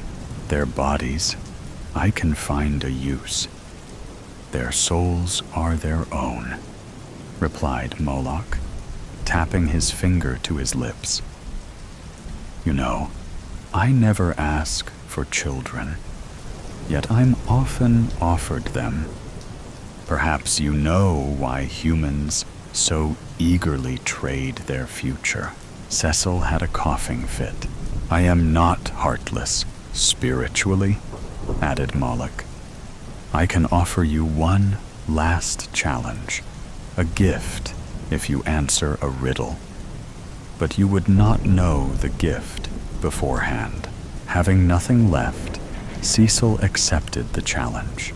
This one was from a Canaanite whom I knew several lifetimes ago. In every heartbeat and every sigh, I'm the reason you laugh and the tears you cry. From the first cry of newborn breath to the quiet stillness at death's edge. What am I? Moloch adjusted his hat and waved to his coach. I am expected in London to collect a portrait of a young man. It seems its owner has withered away in a locked room. The damn fool. He smiled. Souls aren't typically my business, but that fellow, please let me think in silence. Moloch shrugged. Life, Cecil said, sure of his answer. Please give me my family, my wife, Jasper. I beg you, I want peace. Please, I have given up everything. Correct, Moloch said. He handed Cecil a draft. If you drink it, none of this would matter. He waved his hands theatrically. Far out at sea, a ship was on fire. The scent of gunpowder and death rolled over the seaside like a fog. Cecil was caught by hope's web. He imagined he'd wake with his family by his side. So he drank without hesitation. The blue liquid smelled of blueberries and spirits. The flavor was a simple, mildly floral sweetness, but empty, like drinking a hole. He was alone, holding an empty bottle. He began a long, quiet walk down a dark road. A carriage passed within a beautiful voice rang out. A merry plays you may believe was mousel upon Tom Bawcock's eve. To be there, then wooden wesh, to sup o sibm sorts o fesh. When Morgie broth had cleared the path, comed lances for a fry, and then us had a bet and Stargazy Pie. Nex cummed for mods, brathusti jods, as mod are oozles, dry, and ling and hock, enough to make a raunen shark to sigh. A H would clunk as elth were drunk, and bumpers bremen why. And when up come Tom Bawcock's, nam we praised unto the sky. Two boys waved from the carriage window at the old man wearing a paper crown. Cecil smiled at them as they passed. On 25th December, an unofficial truce was declared along the Western Front. Peace for a day. Perhaps Moloch was not entirely heartless. Cecil did ask for peace. The Christmas queen. A frozen blanket of ice glazed the roads on Fern Street as the Wallace family headed home from a busy day of shopping. The houses were adorned with multicolored lights, and blow-up decorations were as far as the eye could see. Every door had a festive wreath to showcase the spirit of the season, and carolers sang songs of merry for all to hear. Yes, my friends, it was Christmas Eve once again, a time when boys and girls dream of toys and candy, and parents wish for peace on earth. Even grandparents put their worries away and enjoy watching their loved ones celebrate the traditions they have passed down through the years. There was no doubt about it. The holidays have always brought joy to the entire world. As John Wallace pulled into the driveway, he noticed his neighbor, Ben Foster, hanging his Christmas lights. He parked his blue, reindeer-decorated Subaru, looked at his wife, Martha, and said, "It's a little late to be hanging lights, isn't it?" Martha took a sip of her hot chocolate and rasped, "Oh, give him a break. Ben's getting older, and ever since his wife, Alice, passed away a few years ago, he hasn't been the same." John lifted his brow and shrugged. "Yeah, but all things considered, don't you think it's a little counterproductive?" He looked at Ben and continued, "I mean, after Christmas, all this stuff has to come down, so what's the point?" "He likes to be included," Martha said. "Alice used to decorate that house every year, so I suppose he wants to honor her memory." "Humph," John huffed. He looked in the back seat to see his 12-year-old daughter, Sarah, glued to her phone. "Hey, kiddo, we're home. You want to go over and help Ben put up his lights?" Sarah removed her earbuds and snapped, "What? Do you wanna? I heard what you said, Dad." Sarah's words cut deeply. "Why should I do that?"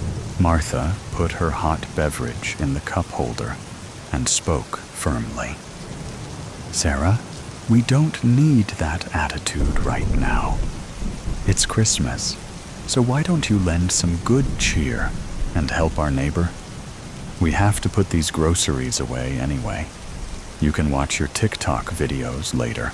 Sarah ruffled her face, pinched her lips together, and fired, "Fine." John widened his eyes as Sarah exploded from the car. "Be good," he said. "It's the holidays." The cool air was comforting because Sarah's insides were boiling. She unzipped her pink jacket and removed her black toboggan snow hat. She reached up, parted her brown hair behind her ears, and marched across the snow. Her unicorn boots sparkled in the moonlight, which matched her black leggings. Martha and John gathered their bounty and smiled as their little girl approached Ben. They were glad to see Sarah heed their words, because they had some presents to hide, and the distraction was a welcomed surprise. "I'm glad to see her do something besides messing with her phone," John said. "She's been so distant lately." "Yeah," replied Martha. "Teens will be teens." She gave Sarah a quick wave and entered the house. "Hi, Mr. Foster," Sarah greeted with a quick flutter. Ben was straggling the ladder near his front porch and snapped in another staple to a strand of lights. He nearly fell off when he heard Sarah's voice. When he regained his footing, he looked down and uttered, "Oh, you startled me, little one." Sarah looked up and said, "Do you need help?" "My parents sent me over." He cleared his throat, pointed to a box on his porch, and muttered, "Well, darling, you could hand me those other lights in that box. It sure would help these old legs of mine." "All right," moaned Sarah. She grabbed the lights and noticed a red machine about the size of a lawnmower resting by the sidewalk. She glared at the contraption for a few moments before Ben's voice brought her back to reality. "Don't mind that, sweetie," he said. "That's just the snowblower." He lowered his hand and grinned. "How about those lights?" Sarah ran over to the ladder and reached as high as she could until Ben grasped the lights. She watched as he stapled one strand at a time with his shaky hands. "This is going to take all night." The access line with the plug dangled beside Sarah like a slithering snake, and she pulled out her phone and began recording. "What are you doing?" Ben asked. Sarah sighed. "I'm recording this moment so I can upload it to my TikTok channel later." She lowered her voice and mumbled, "My friends will be so excited to see how boring my life is." "What's Tiki Talk?" Sarah wrinkled her eyebrows. "Really? Don't worry about it. It's just a social media thing." "Ha! Don't worry," said Ben. "I know all about social media. I watch the news all the time." He continued stapling the lights and began humming jingle bells. The access wire kept creeping along and got tangled around Sarah's boots. She stumbled a bit, but didn't fall. Once again, her attention turned to the snowblower. She grabbed the cord and placed the end of it in the machine's blades. "This will show him not to trip me again. This thing should strip all those lights, and then I can go home." She saw a lever on the control panel that said "on" and pulled it. With a soft hum, the blades engaged, and the loose wire was pulled into the machine. Sarah stepped back and positioned her phone to capture all the chaos. Ben whipped his head like a startled rodent and yelled, "Turn that off!" His words were cut short as the looped wire around his neck became taut and flung him off the ladder. His body hung in the air while the snowblower pulled against the stapled lights. He tried to break free, but his old hands didn't have the strength. He gasped for air, but none would fill his lungs. Within seconds, all the life in Ben's writhing body ceased, and his eyes grew cold. "Oh, shit," Sarah gasped, turning off the snowblower. "That was awesome." Later that night, Sarah awoke to flashing red and blue lights shining on her ceiling. And they were not Christmas lights. The police were on the scene, and Sarah watched through her bedroom window as the paramedics took Ben away in a black body bag. "Sarah," 1,000 snakes slithered down Sarah's spine when she heard her mother's cry. She ran down the stairs as fast as her little legs would carry her and found her mom and dad sitting at the kitchen table. "Honey," John said with a long, drawn-out tone, "you were with Ben this evening. Did you notice anything strange?" Sarah clasped her hands behind her back and mumbled, No. Are you sure, sweetheart?" Martha asked with tear-filled eyes. "Well," Sarah started, and then paused to scrunch her lips. "I may have done something naughty." She walked closer to the table and leaned against the marbled countertop. John stood up, placed his hand on Sarah's shoulder, and asked, "What did you do?" Sarah fumbled for the right words, but couldn't find them, so she turned her back. "It's all right," John said, looking at Martha. "If you had something to do with what happened tonight, we have to tell the police." "He's right, dear," Martha said. Sarah wrinkled her forehead, clenched her jaw, grabbed a sharp blade from the knife block that was right in front of her, turned, and slashed her father's throat. A thick stream of blood painted Sarah's pink unicorn pajamas, and her mother screamed. John grabbed his severed neck, fell to the floor, and choked on his own blood. "No!" Martha screamed. "What did you do?" Martha ran to John and held him in her arms as he breathed his last breath. When she looked at Sarah through bloodshot eyes, the last thing she saw was the glimmering blade as it penetrated her skull. The blade bit strong and true, and as it pierced Martha's brain, visions of her life flashed by like lightning strikes. And then darkness took her. Sarah gripped the knife and yanked it out of her mother's head.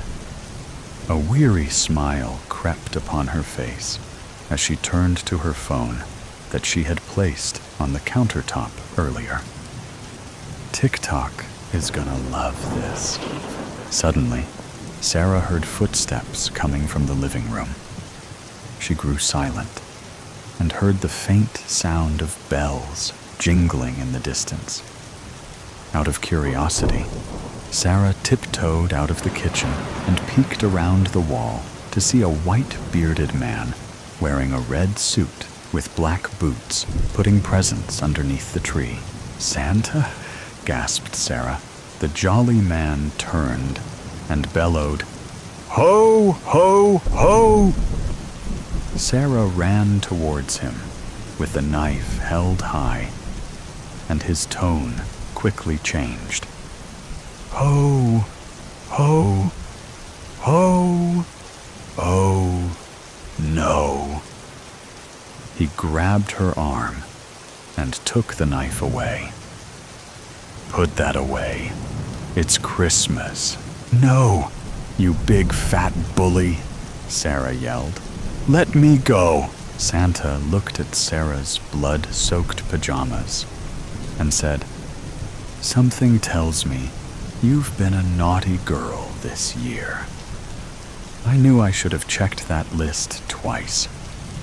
I guess I'm getting a little lazy. I should have listened to Mrs. Claus. She's always right. What did you do, little girl?"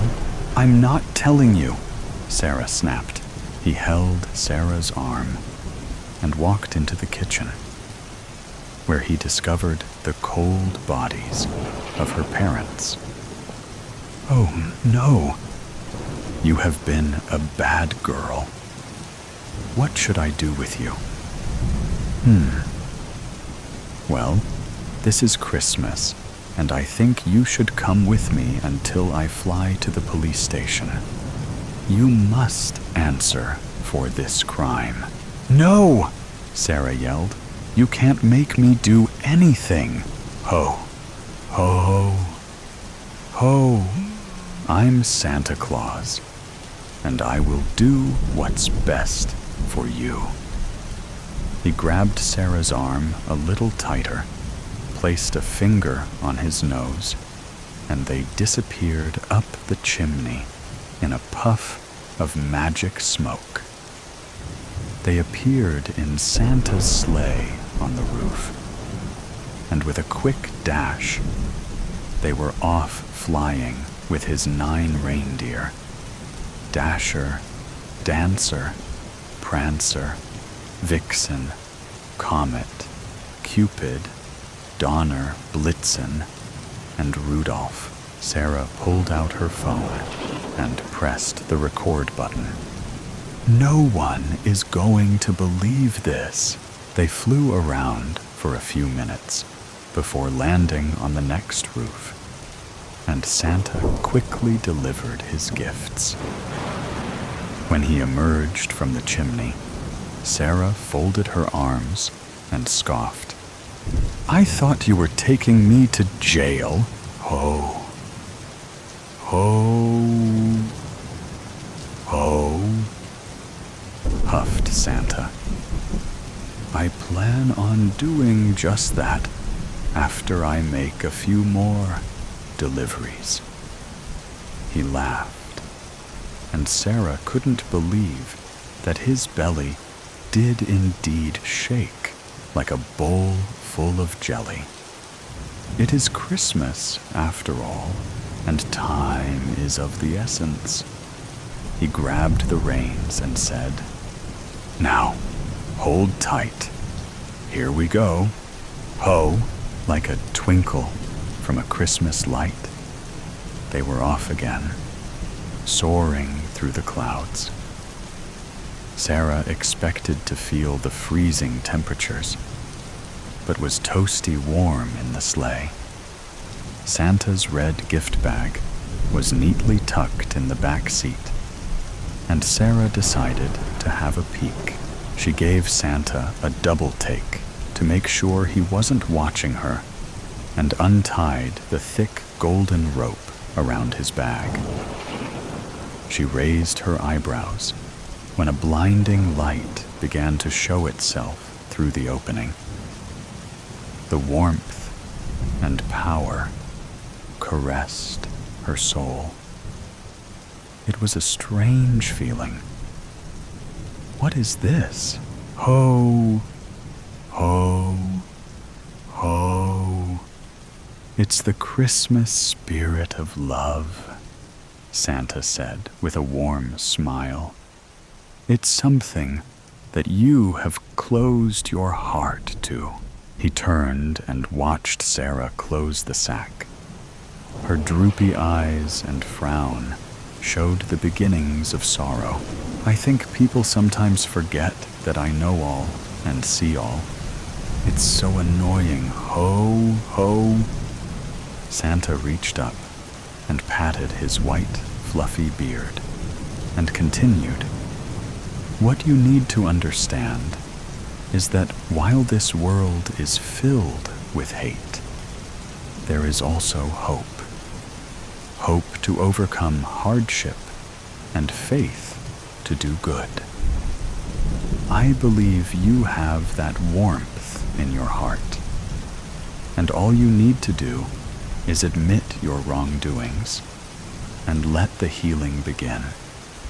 Everyone can change. No words came from Sarah.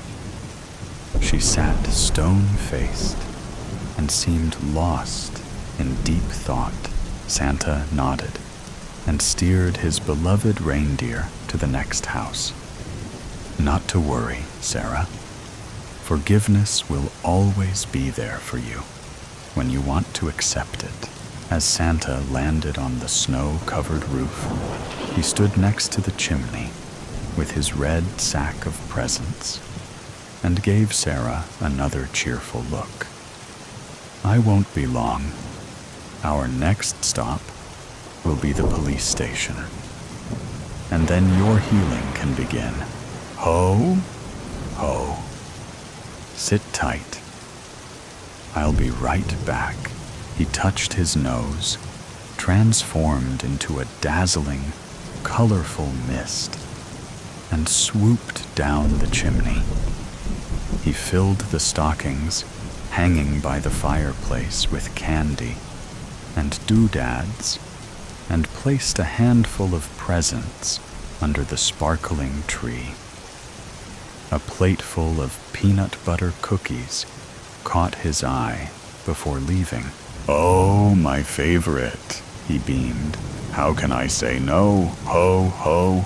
Santa ate every last crumb and drank the full glass of milk that was left for him. Most people believed that he preferred chocolate chip cookies, but the savory taste of peanut butter was his weakness. Time was getting on, and Santa snorted his way back up the chimney. When he emerged from the smoky funnel, he fell to his knees, and his rosy face turned red. The snow-covered roof was painted blood red, and the reindeer were gathered in a circle, snooting and grunting. As the reindeer parted, Santa saw Sarah sitting on Rudolph's mutilated carcass, eating his red nose. A slight trickle of bright red ichor flowed down her chin. It does taste like a cherry. Santa rose with a clatter and yanked Sarah off of Rudolph. What have you done? His face shook like a bowl full of molded pudding. I thought you could change. I believed you had some good in your heart. Ack! His words were cut short when Sarah quickly slashed his throat with the knife she found in the front seat of the sleigh. Santa should have left it at Sarah's house when he took it from her. But mistakes are habitual. Santa's white, fluffy beard soaked up the blood like a thick towel and turned crimson. His jolly-filled eyes twinkled and rolled back into his head, where visions of Christmas pasts grew dark. His jingle bell knees quivered and gave out, and he collapsed in front of Sarah like a deflated blow-up decoration. Sarah's eyes danced in the bloodshed twilight, and she laughed with a bubbly voice. Ha, ha, ha, ho. Merry Christmas, you fat bastard. You thought you knew what I needed? Well, screw you. She grabbed her recording phone that was positioned on the sleigh, held it up, and said, "To all my TikTok followers and the non-believers, the spirit of Christmas can be killed. That's how you do it, my friends." Sarah stopped recording and noticed the goosebumps forming on her slender arms. Jack Frost was wickedly biting into her bones as the warmth of the Christmas magic faded. Her pink, blood-covered unicorn pajamas were no match for the freezing temperatures, so she ran over to Santa's rotting corpse, removed his heavy red coat, and put it on. The coat was too big for her small frame, but in an instant, Sarah's insides stopped quivering, and a circle of warm, magic dust swirled around her. All at once, the jacket adjusted itself to fit her body perfectly, and Sarah felt a power that only dreams could bring. She heard children's voices and saw their dreams as they slept. Sarah automatically knew who was good and who was bad. There was an overwhelming sense of joy, and she swatted it down with a gust of hatred. Well, who would have thought? Sarah watched as the reindeer instantly took their place by the sleigh, and Prancer gave her a look that would kill most people. What? She asked, shrugging her shoulders. I've always been the love of my own life, and it's only fitting that I become the Queen of Christmas. Sarah knew exactly what to do. Christmas must go on. There was no question about that. But what form would it take? She pulled out her phone again, hit the live stream button on TikTok, and laughed as the number of viewers crossed the billions, with the device held high to capture the perfect angle. Sarah smiled a devilish grin and rejoiced. It's time to spread some Christmas fear, aka O. You're awake. Bit sooner than expected, but oh well. Must have got the strength wrong. I'm not exactly experienced with using chloroform. Only tried it twice so far, and once was on myself. Yeah, I know that sounds crazy, but how else was I supposed to see if it worked? Amazed it did, to be honest. Thought it was just a movie thing, but it gave me the best sleep I've had in years. Kenji, too. Doesn't look like it did much for you. You were only out for about 3 hours. Your eyes look like shit. Crusty and bloodshot. Lucky for you, she won't care. It'll probably excite her more. Maybe it's because you're so fit. I mean, this body of yours is impressive. Is this what you call a six-pack? And what's with the arms? How did they get that big? Wasn't expecting it, to be honest. Couldn't tell in the baggy shirt and pants they make you wear. What's a ripped dude like you doing working for a second-rate pizza shop in the middle of nowhere anyway? Shouldn't you be a model or something? Gonna make me look bad, man, when she gets a load of you. I'm going to have to stick to less impressive specimens, like Kenji, the tourist. Skinny arms, you know, bird-like chest. I didn't feel so bad about my weight compared to him. But bodies like yours give me a complex. Oh, don't worry. I know it's a bit off-putting, waking up naked, tied to a chair in the company of a male. It's fine. I'm completely straight. You don't have to worry or be embarrassed. Not that you ever are, I bet. Why would you be? You're a beast. And I don't want this to sound like sour grapes or anything. But why is your thing so huge? I thought that was also a movie thing. Different kind of movie. But damn. So much for all things being created equal. She'll probably get a kick out of that. Meal, not a snack, right? I'd be worried about it if I thought she was the shallow type. But she's not. This is only the second time we've done this. But I know she doesn't care about stuff like that. And even if she did, what could I do? I'm not doing this because I want to. I have to because I love her. And if I can't give her what she needs, it's my duty to find someone who can. Gotta keep your girl happy, right? And she really enjoyed herself with Kenji, even if he was a bit weedy. Took her time with him too.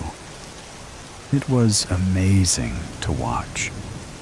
I mean, it was sickening too, but I couldn't look away. And as long as she was getting what she needed, I was happy. You should have seen her when she was done. She was glowing and grateful. I'm the one she spent the night with after. It was so good. Being in bed with her, feeling her body next to mine, caressing her hair, having sex, made the sacrifice worthwhile. Made me want to do it again. And that's where you come in. Delivering a pizza to a paddy field farm at the top of Akiota Valley isn't the only useful task you're going to perform today. And what are you looking at? Oh, sorry. Should have put that out of sight. Yeah, it's a ball gag. But don't worry. Like I said, I'm straight. I haven't kidnapped you for some weird sex game. The gag is for her. My girl. Yeah, I know. That sounds kinky. And I suppose it is. But not in the way you think. It's just, there are things I can't give her, or things I can't get from her. So after she's indulged, after she's finished, unfortunately she has to wear that gag to be with me. But never mind all that. That's personal. I need to get on with the messy part of the proceedings. I want to make sure she enjoys her time with you. So it needs to be just the way she likes it. So you're going to have to forgive me for what comes next. Shit, look at the time. She'll be up soon, and she's going to be starving. She's a different person when she's hungry. You'll see when you meet her. Not going to lie, it's not a pretty sight. Takes some getting used to. But once she's eaten, well, it's a different story. She's an absolute angel then. Divine. Hey, why are you starting to struggle? Oh, I get it. You're getting the picture. Yeah. Kenji figured it out too. He completely lost it, though. You're much more composed. Testing the ropes, shifting around. Chair is bolted to the floor, in case you can't tell. You can't get out. Now stop. No point trying to shout. Sounds ridiculous through the gag, and nobody's going to hear you. This is my grandmother's house, and it really is in the middle of nowhere. You must have noticed that on your way here, wondering how the fuck you were going to get away with delivering a cold pizza. Town is pretty deserted, right? Total dump. Never thought I'd end up stuck on a farm in the backwoods of Hiroshima. But that's my mother for you. Excels at ruining my life. Though, having said that, if she hadn't made me come here to look after Oba-chan, I never would have found my true love. No, there's no point staring at the ceiling either. Dear old Oba-chan isn't going to stick her head through and ask if you'd like a cup of sake. No. For one thing, the stroke robbed her of the ability to get around on her own, and for another, she'd be more likely to snap at you for making noise. Then roll out a list of damn chores.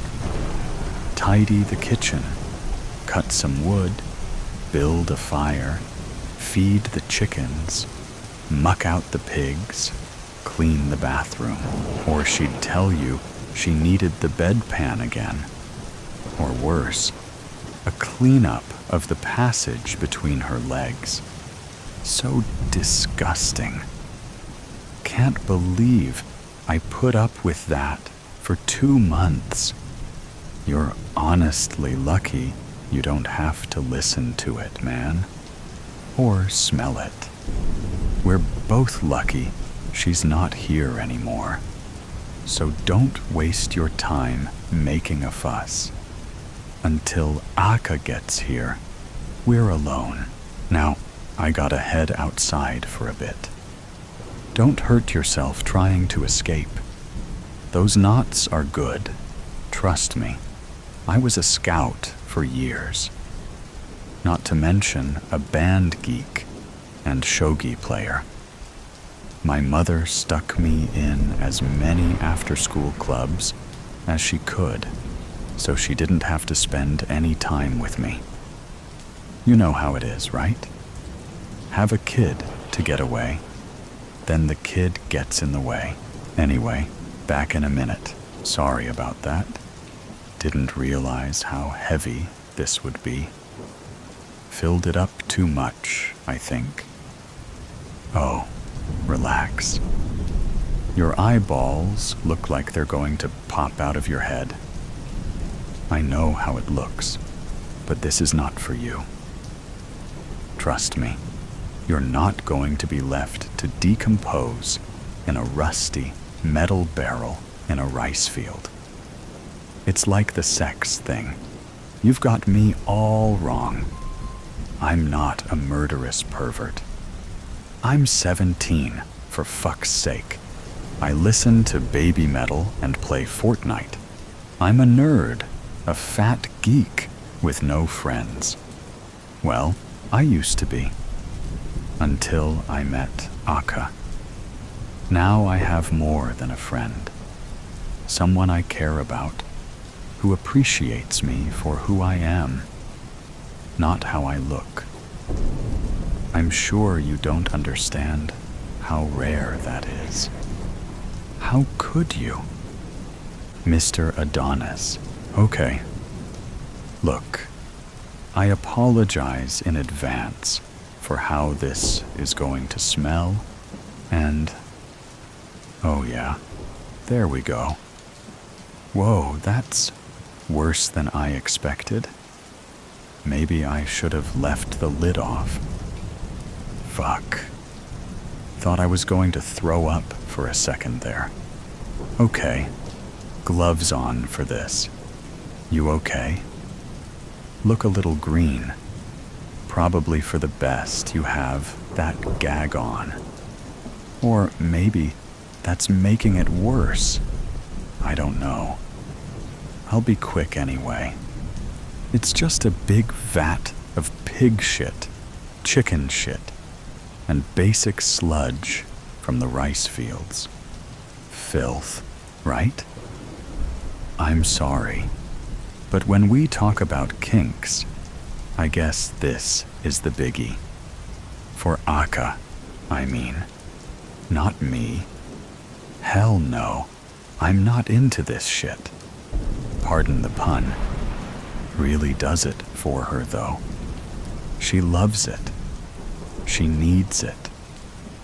And like I said, I can't give it to her. Not like this. Not with added sweat and bodily excretions.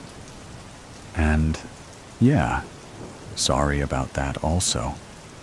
But you're going to be excreting a lot. Don't worry. I've seen it all before. It's fine. AKA, we'll clean it up. And honestly, once she's on top of you, you're not going to care what comes out. This is really disgusting. I apologize. I'm just going to keep dumping it on, not going to rub it in anywhere. Didn't have to do this with Oba-chan or Kenji.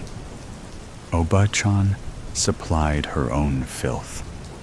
The filth I left her lying in for days. Just couldn't bring myself to clean her anymore. And I was busy getting to know Akka, so, you know. And Kenji got filthy in the fields. Spotted him out there taking photos of our resident ibis. Hadn't really started looking for anyone at that stage. But when I saw him there, all on his own, I just decided to give it a go. Soaked a rag in chloroform and went out to be friendly. Not sure what tipped him off, something was up, but he saw it coming before it hit his face, and he made a run for it. Didn't get far, fields are too marshy to run in. Went down hard and got covered in muck. So that was enough. No additional basting needed. Ha, sorry. I know it's not funny. I know this smells and feels awful. But I think I'm done. Now I just need to run a trail of it from you to the bathroom. It's almost 9. She'll be waking up in there now, making her way out of the tub. I feel like I should explain. I didn't with Kenji, and he almost ripped his arms to get free when Akka came out. I had to hold him still until she got going. Would rather not have to do that with you. So maybe if I prepare you, that will help. Was fine with Obachan. Apart from her lack of mobility, she knew all about Akka. It wasn't a surprise to her at all. Of course she knew her. She's the one who kept her locked in the bathroom all these years. She deserved what she got. My mother deserves it too. She knew. She helped. And then lying to me about what I saw that first time I met her. Telling me it was my imagination, and I didn't really see an emaciated, corpse-like girl thrashing around on the wet room floor, licking up grime. I was only 7, but I could have helped. I could have done something, maybe gotten her out. But my mother didn't bring me back after that. Didn't want to ever come back at all. But then Obachan had her stroke, and she had no choice. Well, she did. She had me. Fuck my mother, man, you know. Dropping me off to look after the old bitch, ruining my summer. She said I had to do it because she couldn't get out of her work trip to France.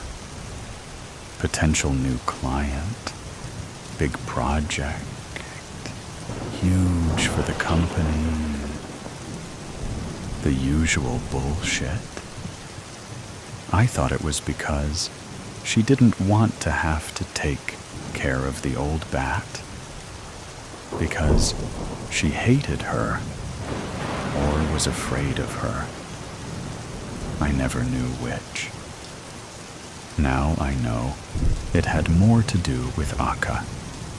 She didn't want to deal with her either, which makes her more of a selfish bitch than I ever thought. I don't even know if she's coming back. Haven't heard from her since she left. Barely hung around more than an hour, just long enough to make sure I knew where everything was, and to remind me how to clean the fucking bathroom. I really didn't get it. What the big deal was with that. Constantly hosing it down and scrubbing the walls. But I remembered it was the same when I was a kid. Remembered that summer when I was home alone and I went to play in the fields, got covered in mud, and traipsed it back, made a complete mess, left the bathroom covered in dirt, left it in a state that lured her out. I didn't see her getting out on that occasion, just heard a noise in the bathroom later when I went to the toilet, opened the connecting door to check it out, and there she was, flailing around on the floor, licking up the dirt I'd left behind. I can't tell you if I was scared or not, because I don't remember. I don't think I was. And she didn't hurt me. She just kept licking. And I kept watching, rooted to the spot in the open door, until Oba-chan and my mother came home. My mother dragged me away. Oba-chan grabbed a mop and charged into the wet room. I don't know what happened that night. I let my mother convince me I had a fever and was hallucinating. Let her convince me I never saw Akka. But I did. And I hate that I let myself be tricked. If somebody had taken care of her, maybe she wouldn't have ended up so full of hate, in such bad condition. How could you blame her, trapped beneath a bathtub for decades, or longer? Who knows how long she's been there? Ever since Oba-chan inherited this place anyway, in the 60s, long after the war. And yes, the land was still radioactive, but the bomb didn't make Akka. She existed before that, long before. She doesn't talk, and she can't tell me exactly, but I know from my research she's immortal. All Yayokai are. They just get forgotten, shut away, alone, lost in limbo, until something explosive rips the veil between worlds and sets them free, free to be kept prisoner somewhere else. But I'm changing that. Ever since I found out she was real, when I stopped cleaning the stupid bathroom for hours every day, like that bitch demanded, scrub the bathtub, hose the walls, mop the floor. That's how they kept her imprisoned. And a couple of days after I stopped doing it, she got out. It was like all those years ago. Went for a piss one night. Heard something moving in there. This time, it didn't surprise me at all. It just made me sad. AKA loves filth. It's what she thrives on. Cleanliness is kryptonite to her. Hygienic conditions, sanitized surfaces. She can't breathe in an environment like that. It isn't fair. You know what else isn't fair? Her full name. Akaname, they call her. Filth liquor. Can you believe it? The indignity. Naming her that just because of her nature? It's like people calling me hideous when my name's Hideo. I don't know why Oba-chan decided to keep her a prisoner. If she'd just taken time to get to know how she works.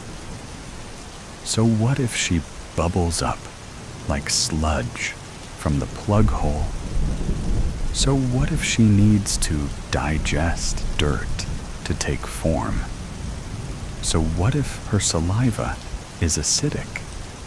Let her lick all the dirt she wants, then hose the residue down. It makes her better. Her body. The more filth she consumes, the better it gets. Fully formed. Beautiful. I've seen it now, twice. After she licked Obachan clean, and Kenji licked away their dirt, their skin, their organs, licked everything up, then swallowed their gore-covered bones. It's amazing what she can do. Doesn't leave a trace. For someone who loves filth, she knows how to leave things spotless. And as long as you stay away from her mouth, you can do anything you want with her, all night, until the sigh comes up and she melts and goes back down the pipe. Can you hear her in there? Sounds like something wet and sloppy thrashing around. But it's like I said, she's a bit of a mess at the start. A pile of mush, you could say. But just wait. Wait till she licks all this shit off the floor. You'll see her body grow, and by the time she gets to you, she'll look half human. Those eyes, that hair, those breasts, that long, sinuous, acid-dripping tongue. It'll hurt at first, I won't lie.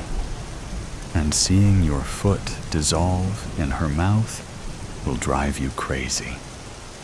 But the pain won't last. I saw it with Obachan and Kenji.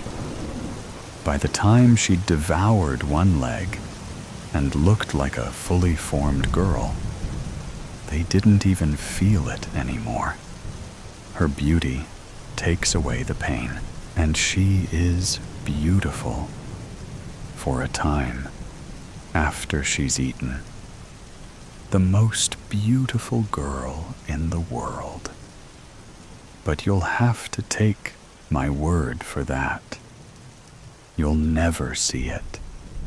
She'll make you feel like the most important person in existence, but you're not. I'm the one who feeds her. I'm the one who loves her. I'm the one who holds her through the night, after she's feasted on filth like you and Obachan and Kenji and my mother. If she ever comes back, she'll get hers for leaving my Aka to suffer. Aka's my girl, and she's never going to be alone again. Now, I think she can come out. Are you ready to meet her? Here we go, then. Oh yes, there she is. There's my girl. Can you see? Even like this. Isn't she lovely? Hello, my beautiful Aka. Dinner is served. Cabin fever. Then the storm broke and was replaced the next morning with a frozen 1880s blue sky. The kind when after the clouds clear, the world shuts down with a blinding but heartless sun. No wind, and dead quiet. Jason and Bill huddled around the cabin's only wood burner.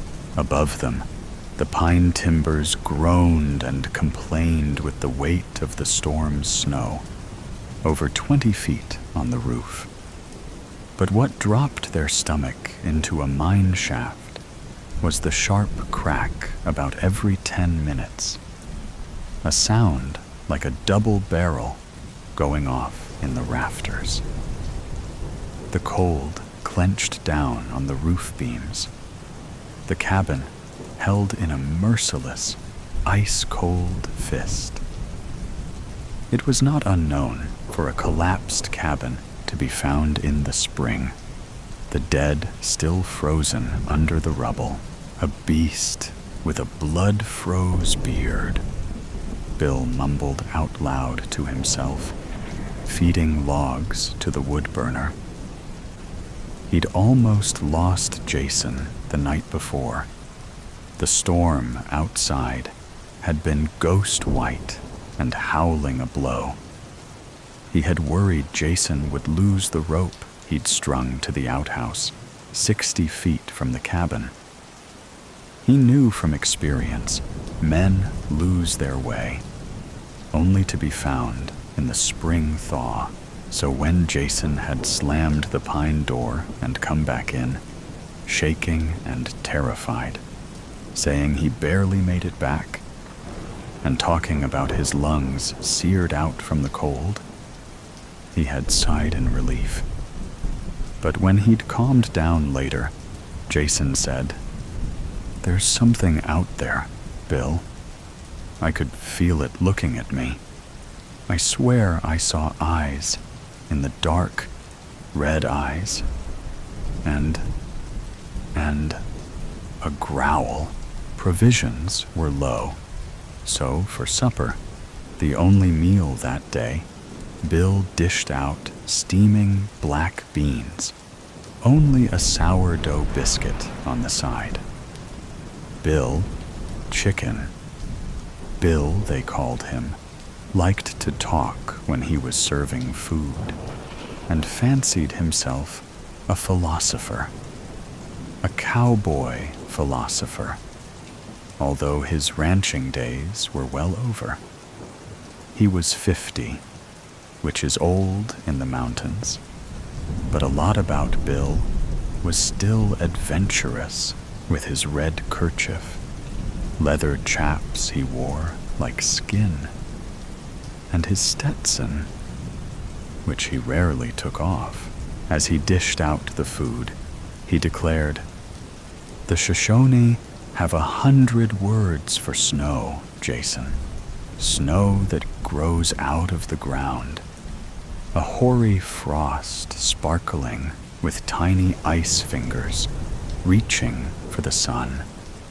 Snow that forms a crust when the top melts some and then freezes back up, which might break your leg in a post hole. And snow that lives in the worst cold and wraps itself in the body of a wolf and steals your soul. Like now. Bill, it's 60 below, and I don't feel much like talking about the cold." "I understand, son," Bill said, and took Jason's empty tin plate away. Later that night, Bill sat by the burner. The flame reflected on his weathered face, high cheekbones, and full lips. A handsome man, his wife had said. He stroked the scar from the edge of his eye to the back of his chin.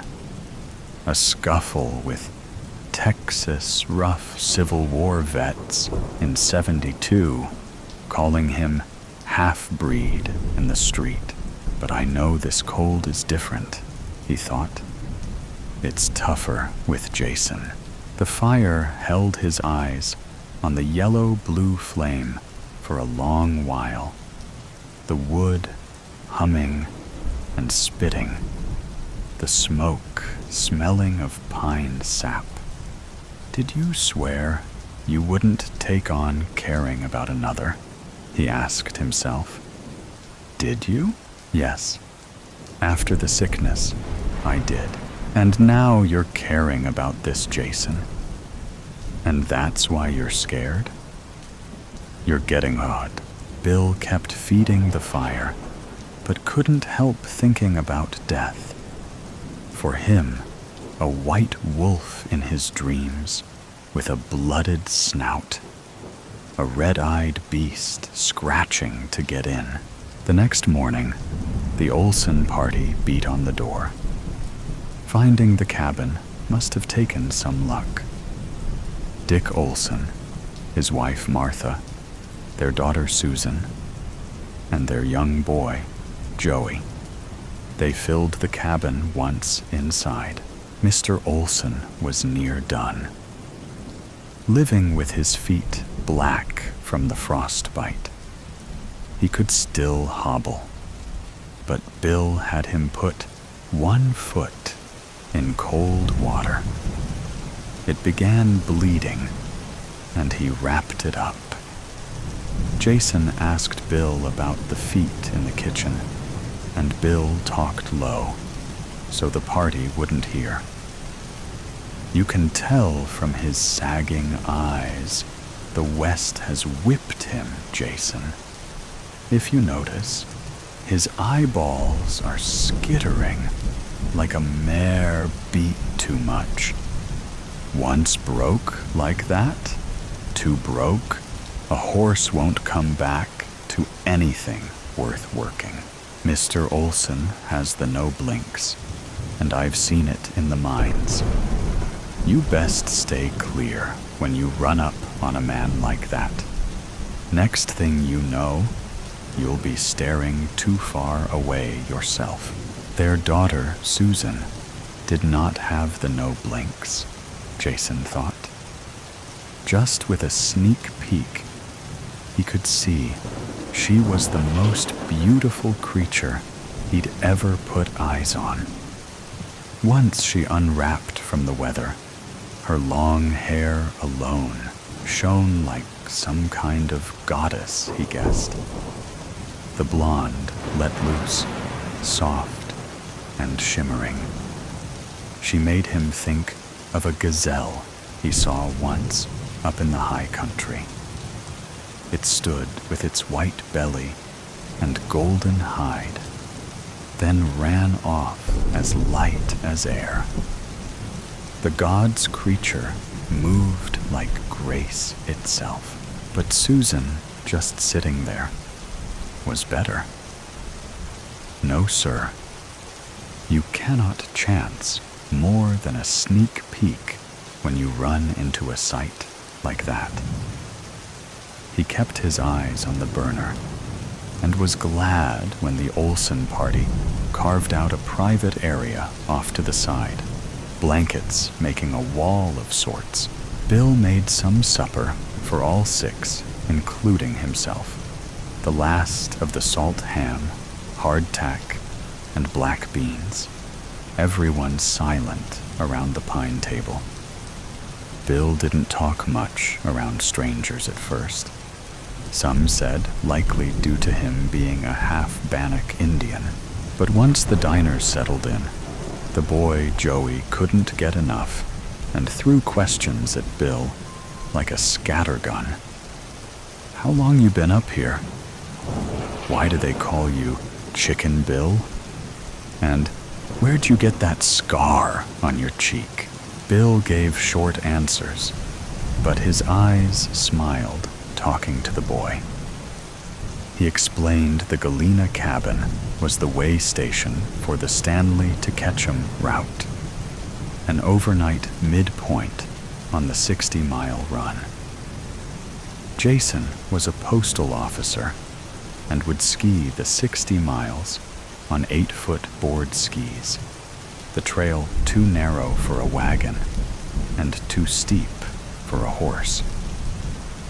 Jason listened in, but also knew Bill had lost both his wife and son to cholera and sparked up around children.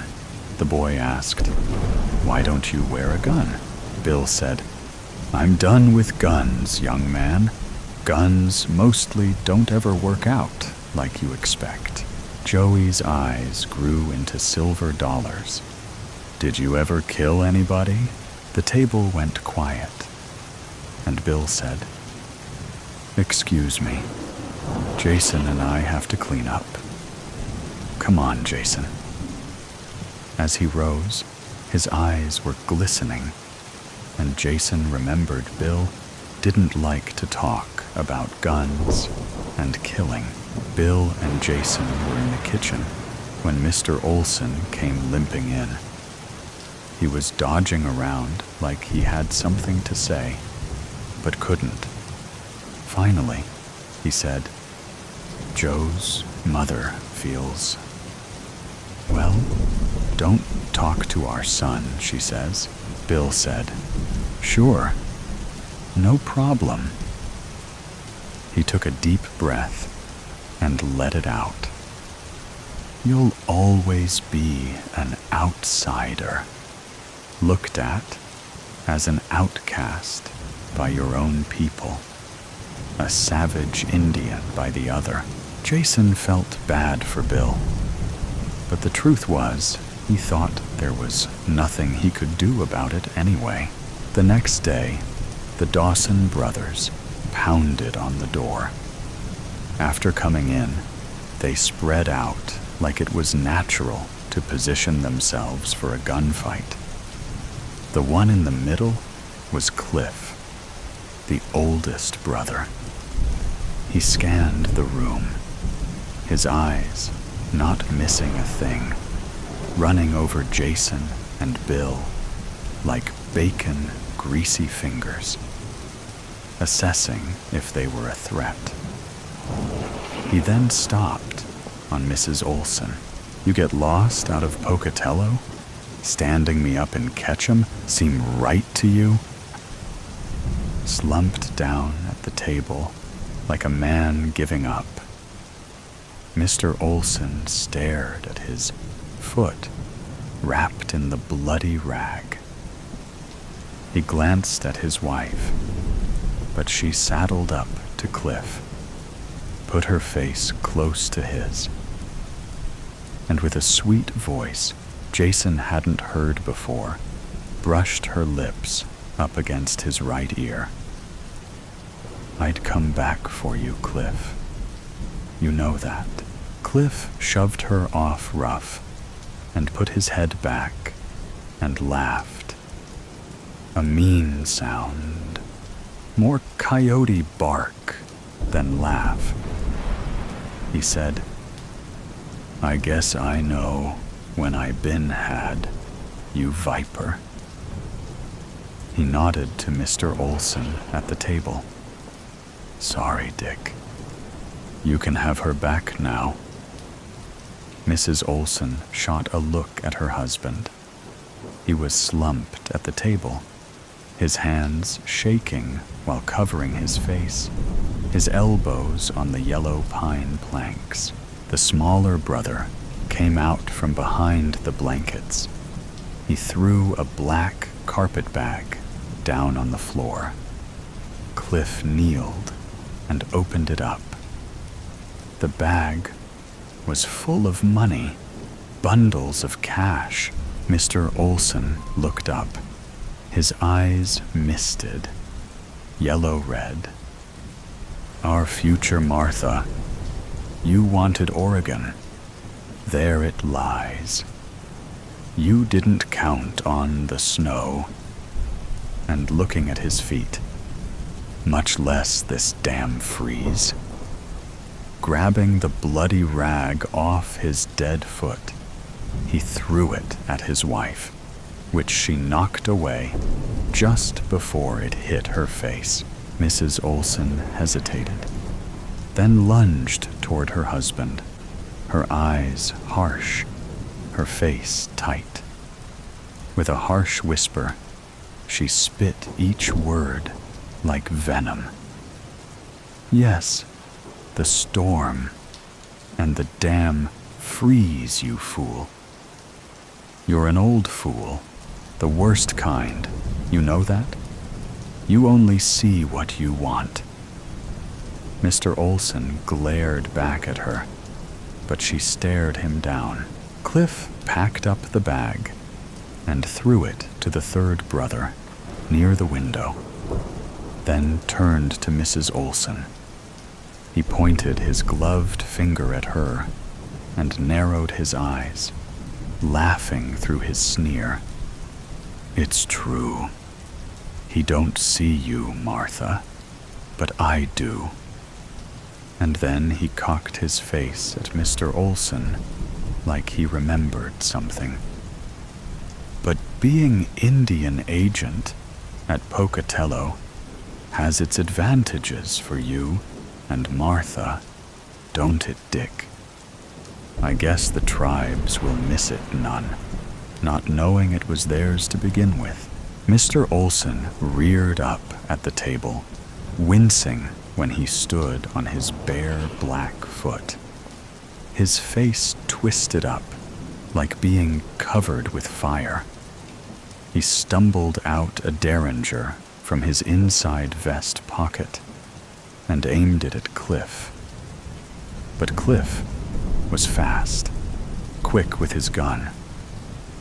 In the tight cabin, the shot rang out like the screaming wrath of God.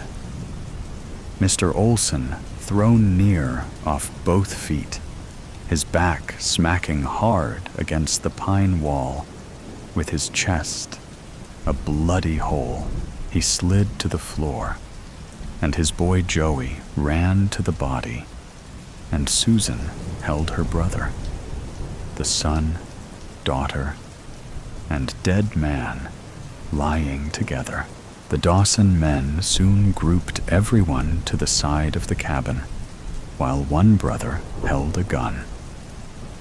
They searched for weapons and collected both the derringer and a shotgun found in the kitchen.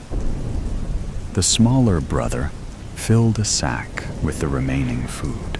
Mrs. Olson grabbed Cliff's arm, holding him from turning away, and said, "Please forgive me, baby." Cliff threw her off and laughed, shoving her toward the table. Leaning into the table, Mrs. Olson stayed dead still as she stared at the wall. Cliff, behind her, spoke firm, like he wanted the pain to sink in. "You ain't worth much. Hardly worth feeding Martha. But I'll be taking you, the boy, and especially Susan, up north to the renegades. They'll make use of you in the camps, but your daughter and boy Martha, they'll bring prime dollar."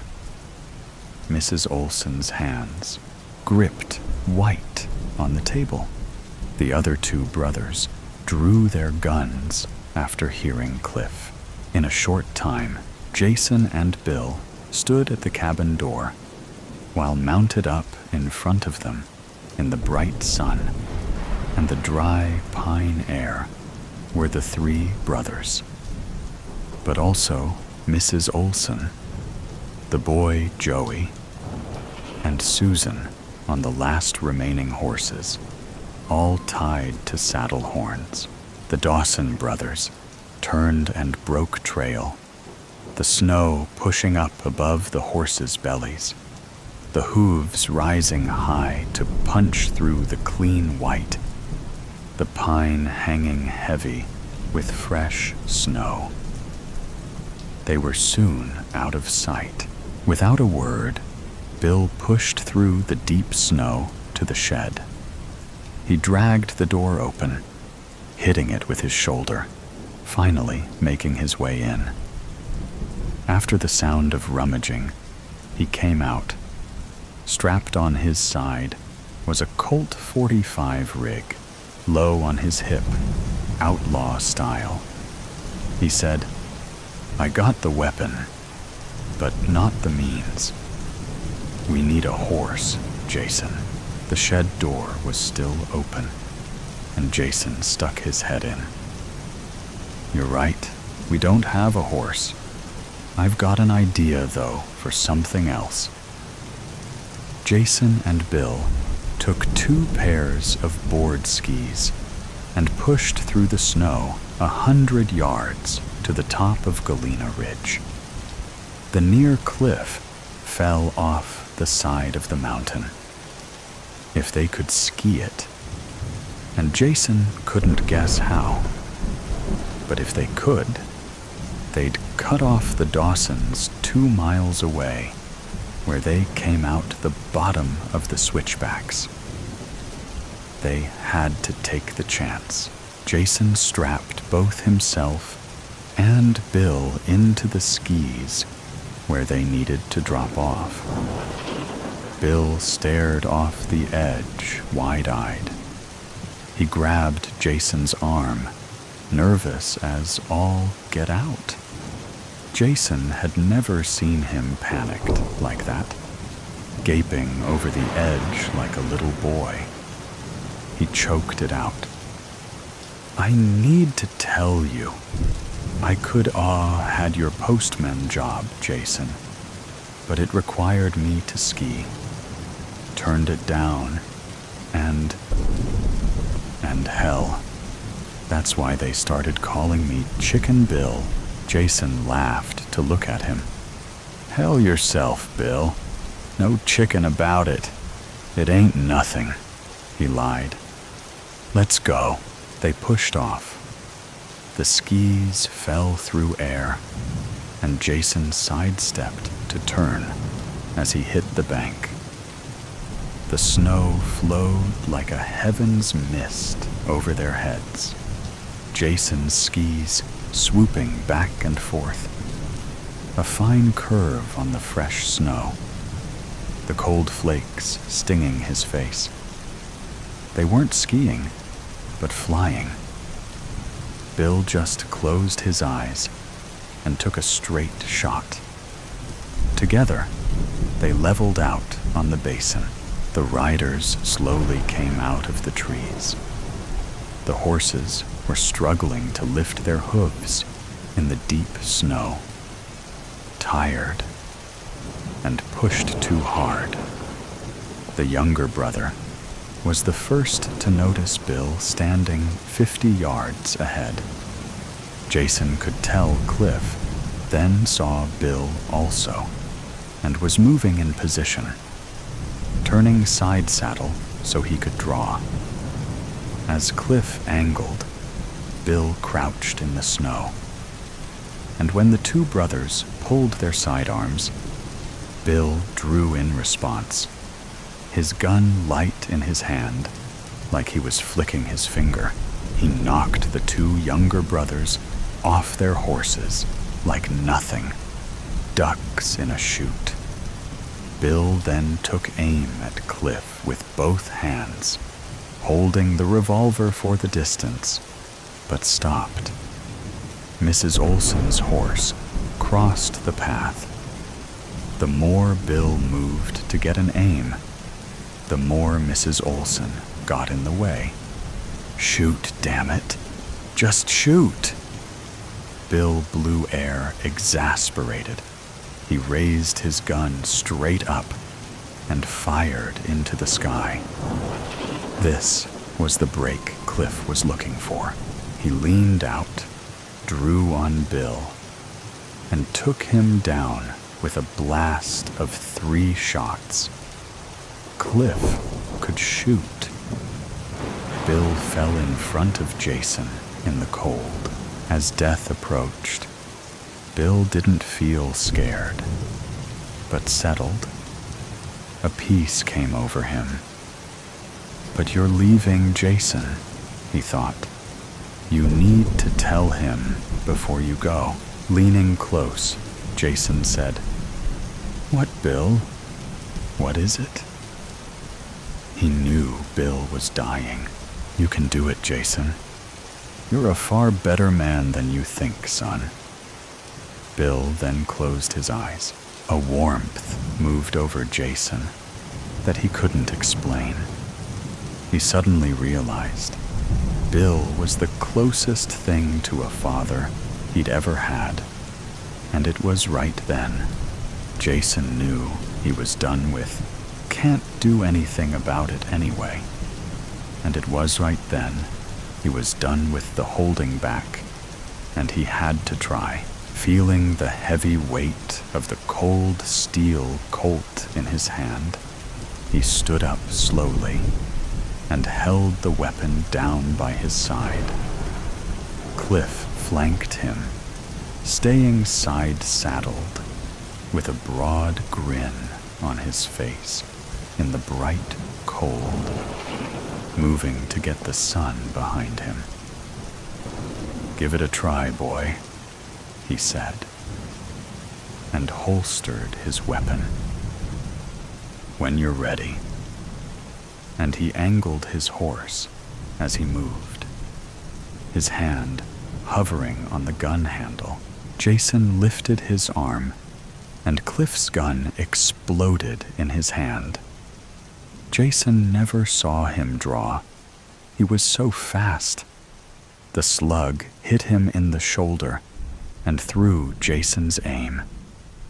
He fell to the ground, and Cliff was soon above him, dismounted, and kicking the Colt away. Jason looked down Cliff's gun barrel and felt his chest pounding. He knew the bullet was coming, and his only thought was hoping it didn't hurt. A quick ending, a snarling cut the cold air before Jason saw a white-shaped animal leap for Cliff, who fought the snapping jaws while he writhed on the snow, holding the white, wolf-like thing off his face. Cliff then screamed in terror. The animal slashed at him and dug in, ripping his throat out, then stuck its snout into the wound. Jason turned away, thinking he was next, but soon caught sight of the wolf flashing in the trees. An albino, pure white. He lost sight of the animal in the green pine, the needles covered in ice, crystals on the trees.